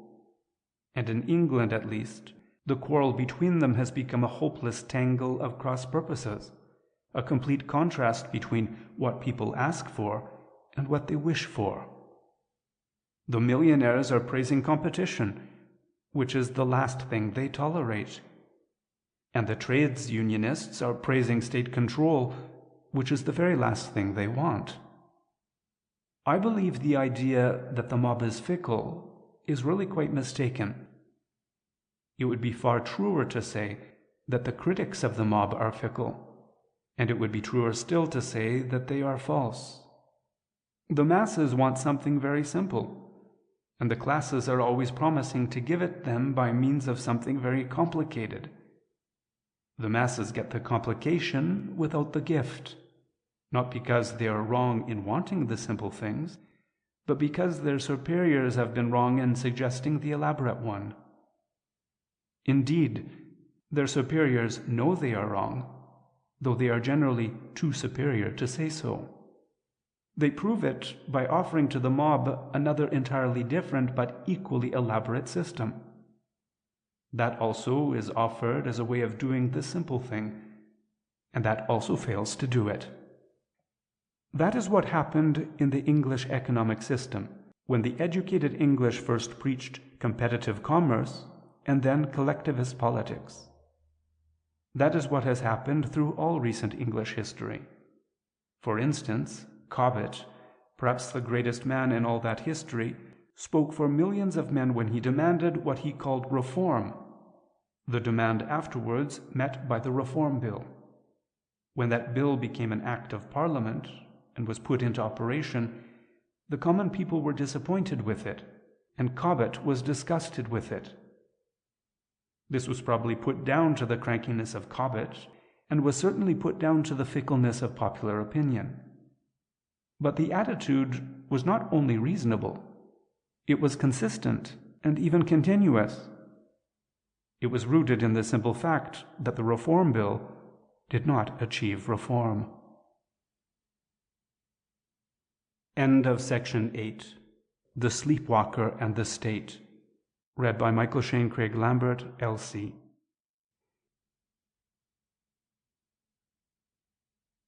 The Doctor and the Doctrinaire. What the common people are commonly supposed to want, and what they really want. If I could give to the world a great psychological masterpiece, which is fortunately most improbable, I should throw it into the form of a drama or novel with the title of Dr. Fell. It would describe, with delicate realism, how that medical man, in spite of his medical degree and distinction, and the finished bedside manner which I feel sure he possessed, yet managed to miss a complete popularity, and that in a manner that has become a proverb. Most of the quieter scenes of the comedy would consist of the deathbeds of various kinds of people, covering all classes and types of society, who could not bring themselves to die in charity with their medical adviser, and ending with the poet whose dying curse still remains in our memory in the form of an immortal rhyme. The last tremendous scene of all, in which Dr. Fell is torn in pieces by a raging mob, who can only answer with inarticulate howls to the doctor's repeated and lucid question as to why they do not like him, that scene would perhaps allow the author to let himself go a little more. It would rise above the light play of psychology into the dignity of human and divine justice. But it would also be at best a prophecy, for it would represent something which, I regret to say, has not happened yet. For Dr. Fell is now a highly prosperous practitioner. He is not only a professional, but a political status. The state of modern times has given him more power than was ever given to the priest. In some places he has been able to dry up all the drinks of historic humanity by pronouncing an Arabic word as a sort of charm or spell, the word alcohol. In other places he is allowed to interfere with ordinary lovemaking, and to walk up to a wedding party which does not take his fancy, and stop the wedding. He calls it, I believe, eugenics. In England he has been attached as a panel doctor to the poor, under a compulsory scheme of insurance. In other words, the poor people do not like him, for such is his mystic destiny, but they are obliged to have him whether they like him or not. Dr. Fell as a politician. We will not here follow out the enquiry into the fine shades of this occult antipathy, or ask what nameless neurotic influences lead some simple and ignorant man to dislike having his bride taken away, or his glass knocked out of his hand. I am here only using this medical gentleman as a convenient type and introduction to another truth. A truth about modern society which is best represented by such a medical metaphor. The more general question of whether all this cold and fishy science should be enforced by law on citizens who were once supposed to be free, I will not discuss here, though I may discuss it afterwards. But the case of Dr. Fell is very convenient as a simplification of something with which I wish to deal more immediately. It is the fundamental question of what men really want from the political and social system they endure. What they want is something very different from what they are said to want and supposed to want, and even, under certain peculiar circumstances, from what they will describe themselves as wanting. And the difference can be most clearly and compactly stated as the case of a doctor and a patient. And it goes far towards explaining that strange and sublime halo of universal hatred in which the dignified figure of Dr. Fell walks among his brethren. Let us picture as a pleasing fancy that you are very ill in bed, and that Dr. Fell or some other eminent physician is attending you.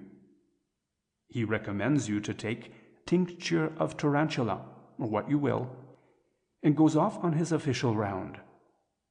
Nothing happens until he comes again sometime afterwards, and then he says, with a similar firmness, that cyanide of pandemonium, or words to that effect, is now indicated. When you are beginning to be a little tired of the bed, you are pleased to find that the matter has appeared to him in a new light, and that bichloride of Busterbango, I quote from memory, is undoubtedly the thing to exhibit. Now, at each of these stages, a message is probably sent round to the chemist, saying that you want certain things, that you want tincture of tarantula, that you urgently desire cyanide of pandemonium, that your will is strongly set in the direction of bichloride of Busterbango. I may not have the technical terms absolutely correctly, but the things are of the same type as objects of human desire. Now, the message to the chemist is strictly speaking incorrect. You do not want any of these things. You have never experienced any wave of will in their direction. What you want is your own body and arms and legs and the normal use of them. What you want is the sky and the open road and several square meals a day. In short, what you want is to get out of bed, and possibly even to get rid of the doctor. But you believe, and largely correctly, that the doctor and his chemicals will help you to reach this result. But you believe this on authority and indirectly. And there is no comparison between wanting these things in this sense and the simple and solid certainty of the things that you really do want. And this is exactly the position of the plain man in the presence of most modern social remedies. To say, as the politicians do, that the people want free trade, or want tariff reform, or want nationalization of this or that, is like saying that the patient loves quinine or longs for cod liver oil. The patient and the people both want something which the physician and the politician both undertake to get by means of these successive nostrums. Nor is it true, as I have said, that the mob is fickle about free trade or protection or individualism or socialism. We might as well charge the patient with cruelly deserting one medicine bottle in order to coquet with another. If anybody is fickle, it is the physician. And if anybody is fickle, it is the governing classes, who have passed through fashion after fashion of political philosophy, not the common people, who have always wanted one thing, and who want it still. The progressive vote and the little garden. Any real revolution must be a popular revolution, and any popular revolution must rise out of these simple things that simple people really want. Take, to begin with, the fact which is admittedly the first fact of all political economy, yet which is scarcely ever really felt by politicians or economists. What people want is not land nationalization, or taxation of land values, or some type of land tenure, or some type of landlord, but land. They want it in the same ultimate sense that they want not central heating, but heat, not water pipes, but water. What has made all men subconsciously sick of the politician, what has made him figure as a Dr. Fell, is that he wants men to worship this machinery and forget what it was supposed to manufacture. He wishes us to embrace the water pipes when they are as dry as the dry bones of his logic.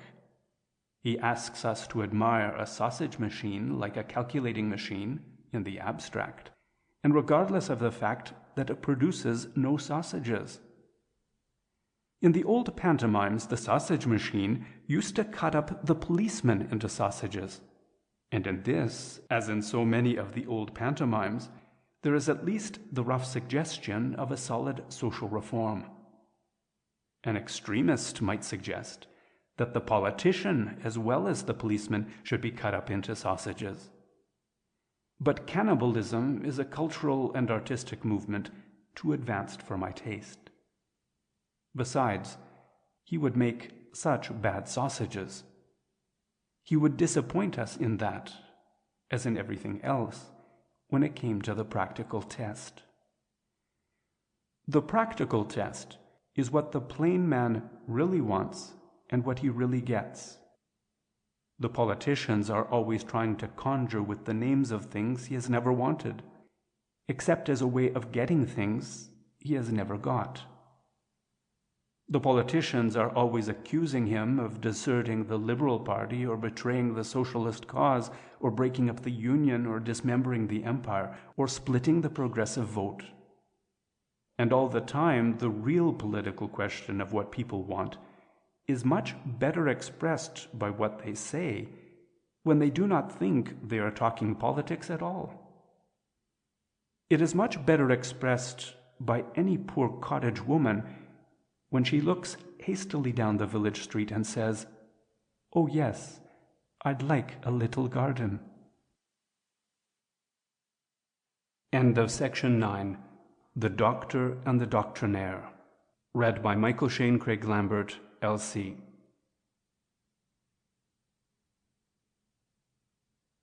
Read by Heather Eney. G.K. Chesterton in Vanity Fair magazine by G.K. Chesterton. Hats, houses, and human beings. What a free man wants is not money, but property. I might almost say that what a free man wants is not property, but proprietorship. So far as anything so deep can be defined in words, he desires, over some limited area, the mastery of material things. He may desire property as distinct from prosperity. He may even desire property at the expense of prosperity. This does not mean that a few men should have huge masses of property. Obviously, that condition is inconsistent with the ideal of the common man having property. It is self-evident, for instance, that the idea of landlords is the very opposite of the idea of men owning land. We should all see this instantly in another example.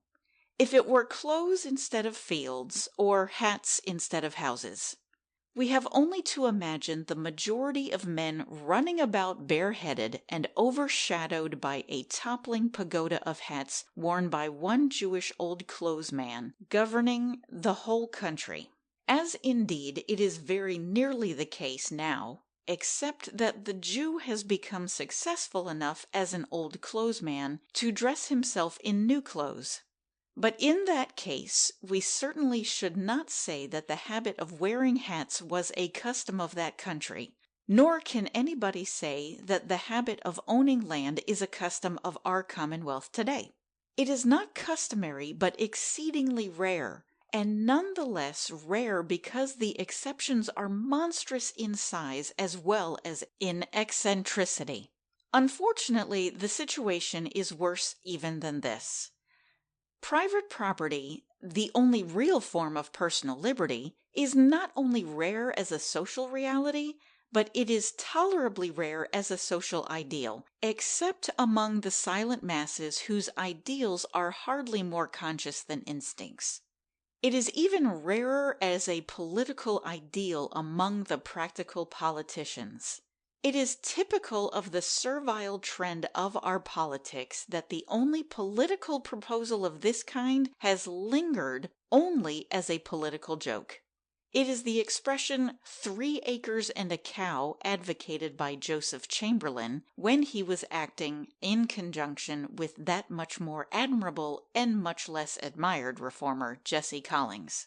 It is also typical of that trend that success attended another scheme of Chamberlain's, that of old age pensions, because however human and helpful under the circumstances, it had a certain savor of outdoor relief for paupers.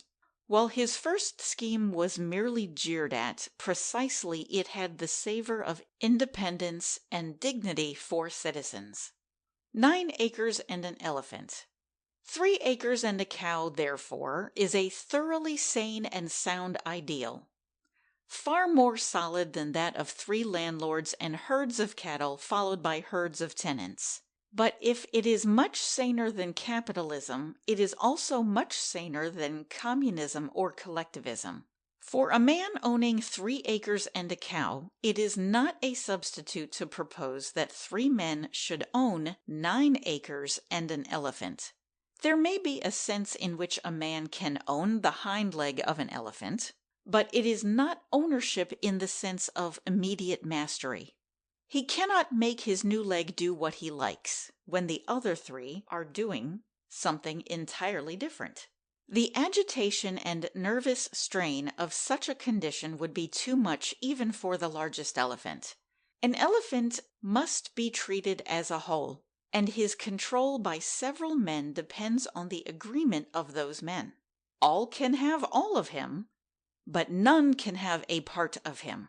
Now, I do not discourage the public ownership of elephants or other large and somewhat ludicrous objects, such as town halls, post offices, government offices, and similar elephantine things. These public pachyderms move slowly, and are sometimes rather difficult to move at all. But they ought to exist, and they ought to be owned by the public. What I say is that they are not a substitute for a private house, as symbolized in heraldic style by a private cow. For instance, you can call a cow by a pet name to suit your own fancy, and few people have ever done this to a post office. And I need not say that the idea of a government department coming when it is called by its pet name is almost outside the sphere of practical politics. But it is quite a mistake to suppose that the case for a man having a whole cow to himself is merely a case for selfishness. Property alone sets a man free to give, as well as free to keep. It not only enables him to give the name to the cow, but to give the cow to the neighbors. So long as he shares, he never gives. He cannot give the elephant its own hind leg, and it is quite obvious, though curiously neglected, that he cannot do any such generous actions with any of the public things in which he merely shares as a citizen. Socialists of the Fabian sort may tell him that he does truly own the lamp-posts in the street, or the telegraph wires across the country, but the man cannot offer his friend a lamp-post as he offers him a cigar. He cannot offer to cut him off a length of telegraph wire on the public highway as he offers to cut him off a branch of blossom in a private garden. If a man is to be free to do these friendly things, he must also be free to do much more fantastic things. In short, the conflict between the private cow and the communal elephant does involve the idea of what some would call irresponsibility in this sense. That a man must be legally allowed to do many things that others would call mad if he is to be able to do the things touched with the fine madness of magnanimity.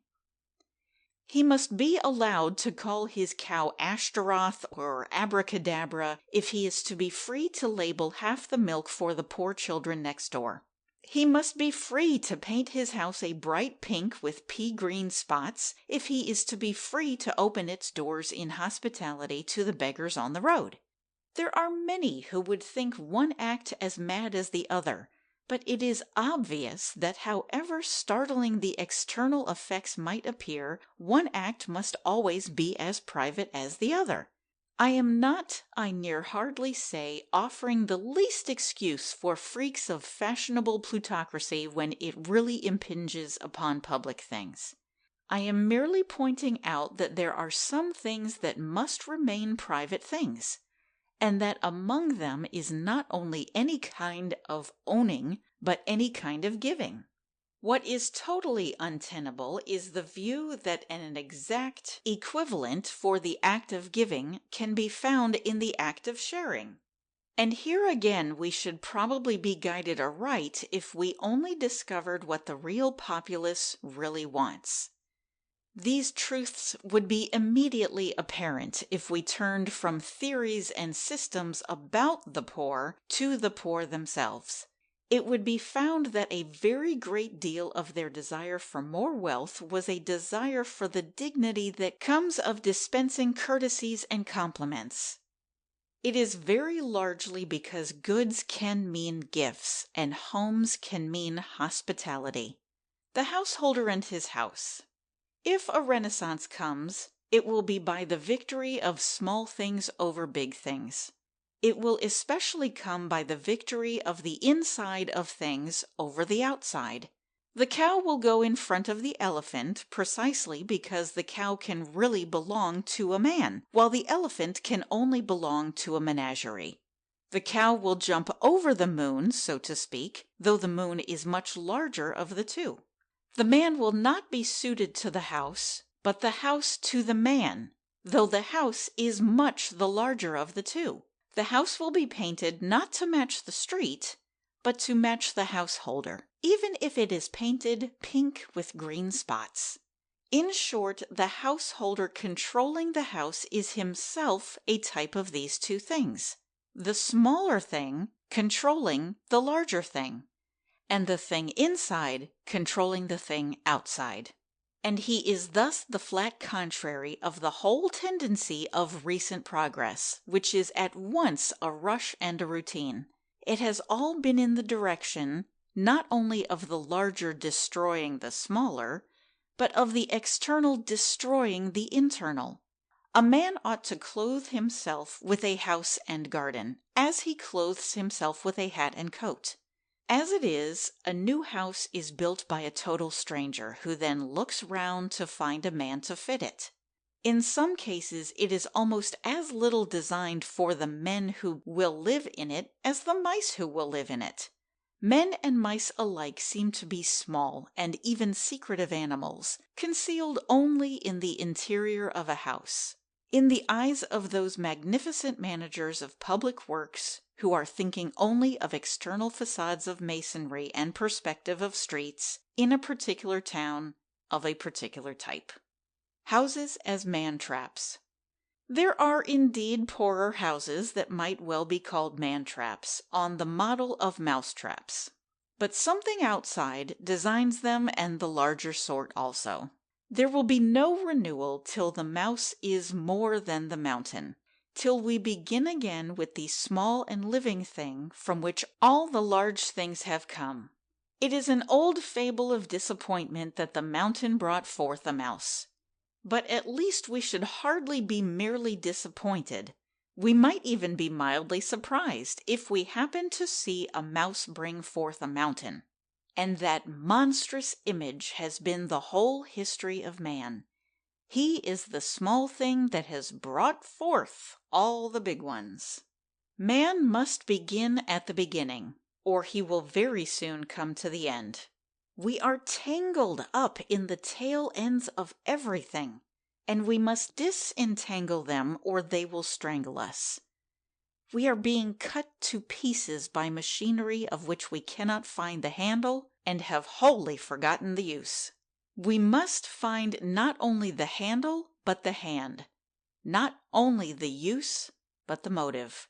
We must get back to the man behind all machines, and the desire behind all systems.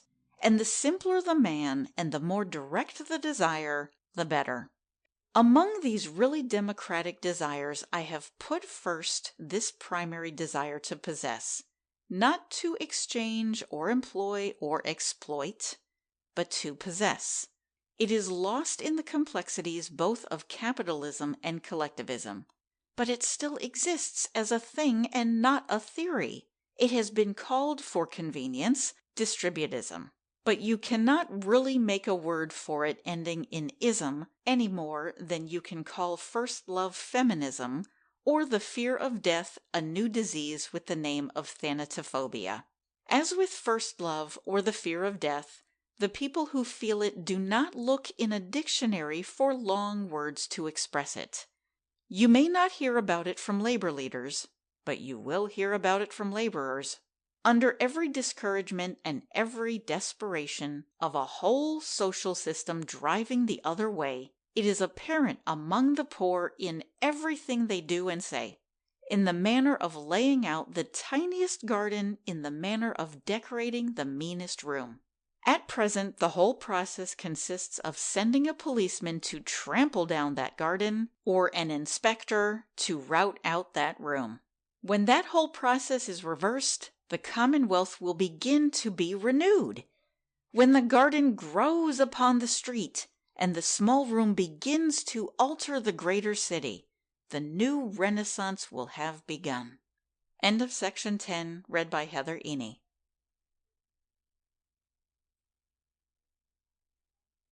G.K. Chesterton in Vanity Fair magazine by G.K. Chesterton.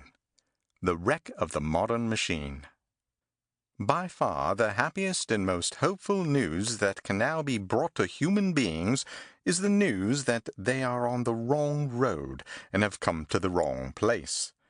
That is why all real progress is founded on the fall of man, and not on evolution or any such early Victorian muddles in the mind.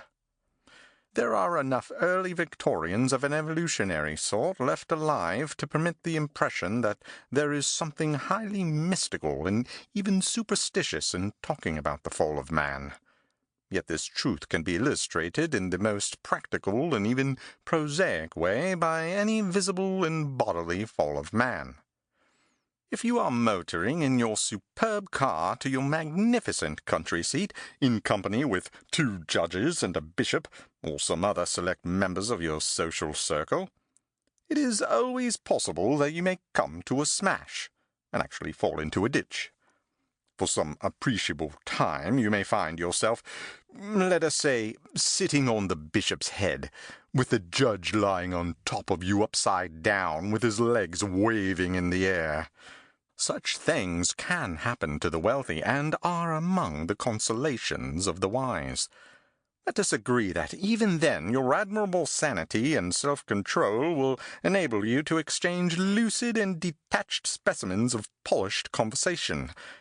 The judge will be able to explain with judicial logic that you were undoubtedly on the wrong side of the road. The bishop will still be able to offer religious consolation in a somewhat muffled voice from below. You yourself, I assume, will treat the whole situation with that charming touch of humor which is the finest grace of hospitality. But it is clear that the cheerfulness of this wayside chat will depend on the admission that the situation is something rather out of the way, even in the literal sense of being a little bit off the road. Bright embracing conversation in the ditch will depend on the confession that you are in the ditch. You will not be so successful if you treat the ditch as the destination, and infuse into your hospitality the final joy of one welcoming his friends to his fireside. It will not do to maintain that sitting on somebody else in a ditch is actually what you mean by your country seat. Though in pure logic it certainly is a seat, and one generally only to be found in the more rural and secluded parts of the country. It will not do to suggest that your journey has already come to its appointed end, though it has certainly come to a positive stop, and has for the moment ended. All possibility of repairing the car and resuming the journey must start from the recognition of a mistake. And all conception of getting back onto the right road must begin with the confession of having taken the wrong road. The wrong road. And this is pretty much the present position of our society, and of any chances of its renewal. The first fact is that we have come to the wrong place, and the first obstacle is any sort of pretense that it is even relatively the right place. Modern industrial and capitalistic society is an exceedingly dirty ditch, and we are sitting on better people than bishops. We are doing the unwisest thing of all. We are sitting on the chauffeur. But it is not only true that we are in the wrong place, it is largely true that we have long been on the wrong road. The directions we have ourselves given to the chauffeur have been almost invariably wrong directions. If there is one outstanding and startling fact in recent history, it is, I think, the series of blunders made by the educated and especially by the learned. The cultured were admiring the Kaiser for his military efficiency and his empire of education, while the ignorant were making game of him because of his moustaches. The ignorant were right, as they often are. The whole Teutonic theory of history, which had its last triumph in the invasion of Belgium, was a thing known to the rich and not to the poor. It was actually taught by the rich to the poor, fortunately without much success. Fortunately for us, a bricklayer was seldom found embracing a Prussian and hailing him as the true Germanic overlord, leading a folk wandering to renew the decadent nations. It was culture that supported Kultur, and fortunately for us, the nonsense and the nightmare perished together. But we still have a lingering prejudice that the Prussian path was the right path, simply because it had so long been our own path. The name given to it is organization, or in plainer words, machinery. And we still think we can reach some sort of renaissance by refurbishing and cleaning and oiling that old machinery. Such a notion, to begin with, is contrary to the very nature of every renaissance in history. A renaissance in its nature is the finding of something that is new, because it is old. But it is only new because it is very old. The thing renewed may be quite a remote thing. It can never be merely a recent thing. The great Renaissance, which has given its name to every other Renaissance, produced artists precisely because it proceeded from antiquaries. It modeled the new world in ancient arts that were not only morally dead, but materially and literally buried. The French Revolution and its great prophetic precursor, the American Revolution, went back to a republican simplicity which it could only find far away in the small republics of antiquity. But modern men seem to imagine that they can renew the modern world with mere machinery of the modern world. They seem to think that if they can only make economic power more concentrated, or education more compulsory, or the division of labor more detailed and ingenious, or in short, the 20th century, like the 19th century, only more so, then youth and hope will at last return to the world. This is just as if men had hoped in the last dark decline of medievalism, and they could then produce Leonardo and Shakespeare, by making further complications in heraldry, by making a new kind of division as well as parti per pale, or new posture for the lion between the rampant and passant. It is as if men thought they could refresh the world with the freedom of the French and American revolutions by adding new statues to Versailles, or new sticks in waiting to the court of George III. Science as a panacea. We are especially told, for instance, that science will lead us out of the modern tangle. It does not seem to occur to anybody that science had a good deal to do with leading us into it. At any rate, those who consistently use the name of science consistently led us into it. Anthropological science was made the excuse for glorifying the tribe which was supposed to be Teuton and turned out to be Prussian. Economic science was made the excuse for permitting the inhuman competition which has culminated in capitalism. The science of the 19th century systematically taught us that the worst ethics were the best economics. Chemical and mechanical science have done at least as much for the infliction of wounds as for the healing of them. They have produced such a renaissance of torture and poison that even the men like Mr. H.G. Wells, who put their trust in the tools of science, have to cry aloud for a new cosmopolitan system merely to protect us against the weapons of science. All these are but proposals for driving further in the direction that has already landed us in the ditch. If any renaissance comes, it will not come from the things we are cultivating, but from the things we are neglecting. They are the things which we are needing, because they are the things we are neglecting. Because organized education utterly ignores the natural tradition of culture from father to son, the real culture will come from some individual fathers really educating individual sons.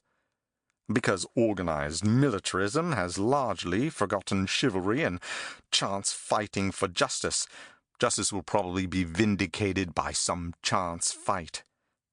Because property concentrated in huge fortunes or large estates has lost all personality and meaning, property will be rediscovered by some small man who insists upon managing his own small garden.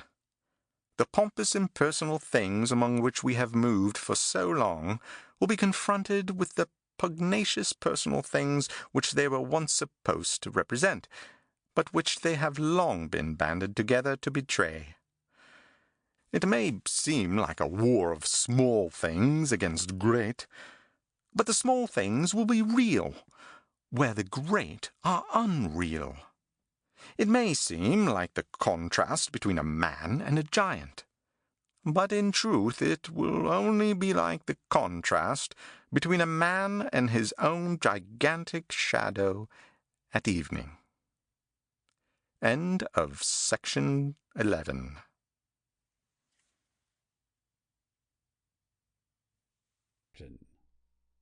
The Next Renaissance. Thoughts on the Structure of the Future. 12. The Mad Hatter and the Sane Householder.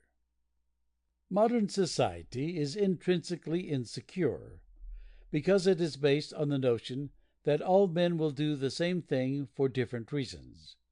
A virile and vigorous society should rather be based on the notion that all men will do different things for the same reason.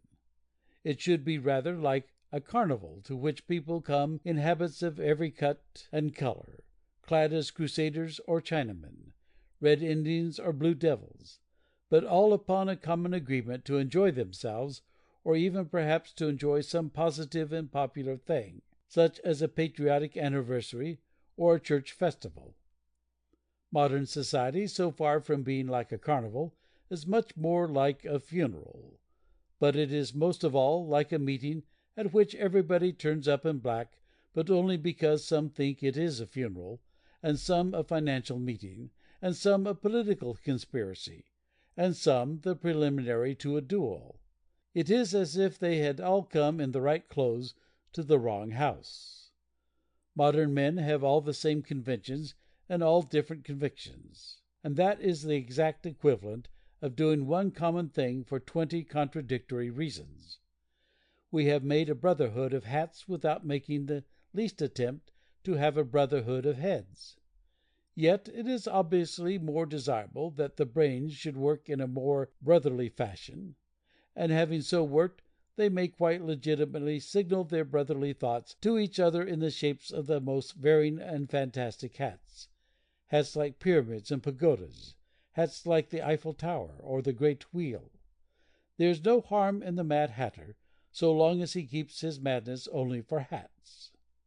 Or to shift the metaphor from hats to houses, consider the houses in a new street in the suburbs of one of our large towns. All these towns are as like each other as a row of buttons on a coat, or a row of uniforms in a regiment. Yet they have none of the common code of honor which may give a regiment unity, which may make a uniform stand for something more than uniformity. They are not numbered like soldiers, but rather like convicts. And as within the head of any convict may be the hell of a quite solitary crime, so in the house or under the hat of any suburban clerk may be the limbo of a quite separate philosophy. The first man may be a complete materialist, and feel his own body as a horrible machine manufacture in his own mind. He may listen to his own thoughts as to the dull ticking of a clock. The man next door may be a Christian Scientist, and regard his own body as something rather less substantial than his own shadow. He may come almost to regard his own arms and legs as delusions, like moving serpents in the dream of delirium tremens. The third man in the street may not be a Christian Scientist, but on the contrary a Christian. He may live in a fairy tale, as his neighbors would say, a secret but solid fairy tale, full of the faces and presences of unearthly friends. The fourth man may be a Theosophist, and only too probably a vegetarian. And I do not see why I should not gratify myself with the fancy that the fifth man is a devil worshipper. Anyhow, nobody with any experience of the modern middle class, of which I am myself a particular and I hope harmless variety, will deny that the class contains by this time the most fundamental differences of faith and even fantasy. Each one of those houses may be as separate as a padded cell in an asylum, and each man may be as lonely as a lunatic. The Four Men and the Lamp Post. Now, whether or no this sort of variety is valuable, it is clear that this sort of unity is shaky. To expect that all men for all time will go on thinking different things, and yet doing the same things, is a doubtful speculation.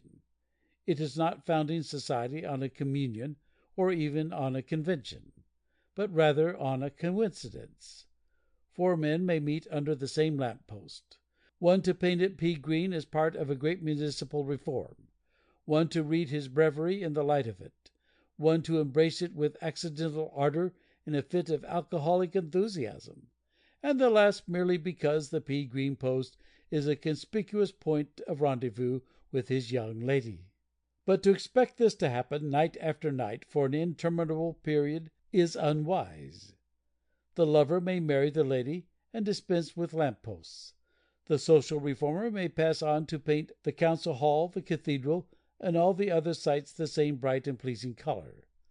The drunkard may happen to embrace a policeman instead of a post. And generally each traveler may go about his particular business, whether it is painting the town green or painting it red. Particular causes, as in the case of modern society, may bring these people together a fair number of times, but it is obvious that the nature of things does not tend to bring them together, but rather ultimately to drive them apart. The nature of things is tending ultimately to drive all the elements of our society apart. The Christian Scientist will not desire a society in which the materialist next door can get him punished for not calling in a medical man for his family. The Christian will want his own cathedral, and may conceivably not want it painted green like the municipal lamp post. What holds them together now is merely an accident, the accident that so far their creeds have not often clashed in practice. But the single case of Christian Science is enough to show that there is danger of a clash, not to say a crash. The materialism of Utopia. In common with the happy mob of most of my fellow men, I am somewhat chilled by the description of utopias. This is not because they are too idealistic, but on the contrary because they are much too materialistic. They are full of that fashionable notion which betrays so much the servile spirit of our social reform, the notion of giving good conditions for the living and laboring of men. It is the best comment on this phrase that it is the same which is used for pigs and cows. It is also worth noting that it is not used for men whose domesticity we connect with any kind of dignity. Those who gave Lambeth Palace to the Archbishop of Canterbury, or Fulham Palace to the Bishop of London, did not say in a sweeping fashion that they were creating good conditions for bishops. A nobleman recently gave a very beautiful country house to be the country seat of the Prime Ministers of England. But I am sure he did not say that he wished the class of Prime Ministers to work under clean and healthy conditions. It is part of a subconscious morality, or rather immorality, that regards workmen as slaves and slaves as beasts of burden. And it is the familiar fault of utopias that they regard human happiness as static, whereas the real human happiness is dynamic, not to say dramatic. If men are happy in Utopia, it will not be because there are good roads, but because they meet somebody or something on the road unexpectedly. If they are happy in their homes, it will not be because of the conditions of the home, but rather because of the crises of home. Because it is in the home that things really happen, that children are born or couples betrothed. For these reasons, I have not cast these random suggestions about social renewal into the form of a utopia, or any picture of a perfect state. Nevertheless, it will be well to conclude, for the sake of argument, by conceiving a general state of things which should be the object of social effort. And that state of things, I imagine, not as in most utopias, more orderly in the sense of more uniform, but more irregular in the sense of more varied than the present state of things. The Creed and the Christmas. I do not see why human equality should not be at least as varied as heraldry. I do not see why every coat should not be at least as individual as a coat of arms. Every family, so far as possible, should have its own land or means of production. And as it will grow what it likes, cook what it likes, and, a very vital point, brew and drink what it likes, so there is no reason why it should not weave what it likes and wear what it likes. There may even be a tendency to such superficial abuses of freedom as there is often in an aristocracy. The aim of a peasantry is not so much to abolish squirearchy as to make all men squires, and there are often a certain number of mad squires.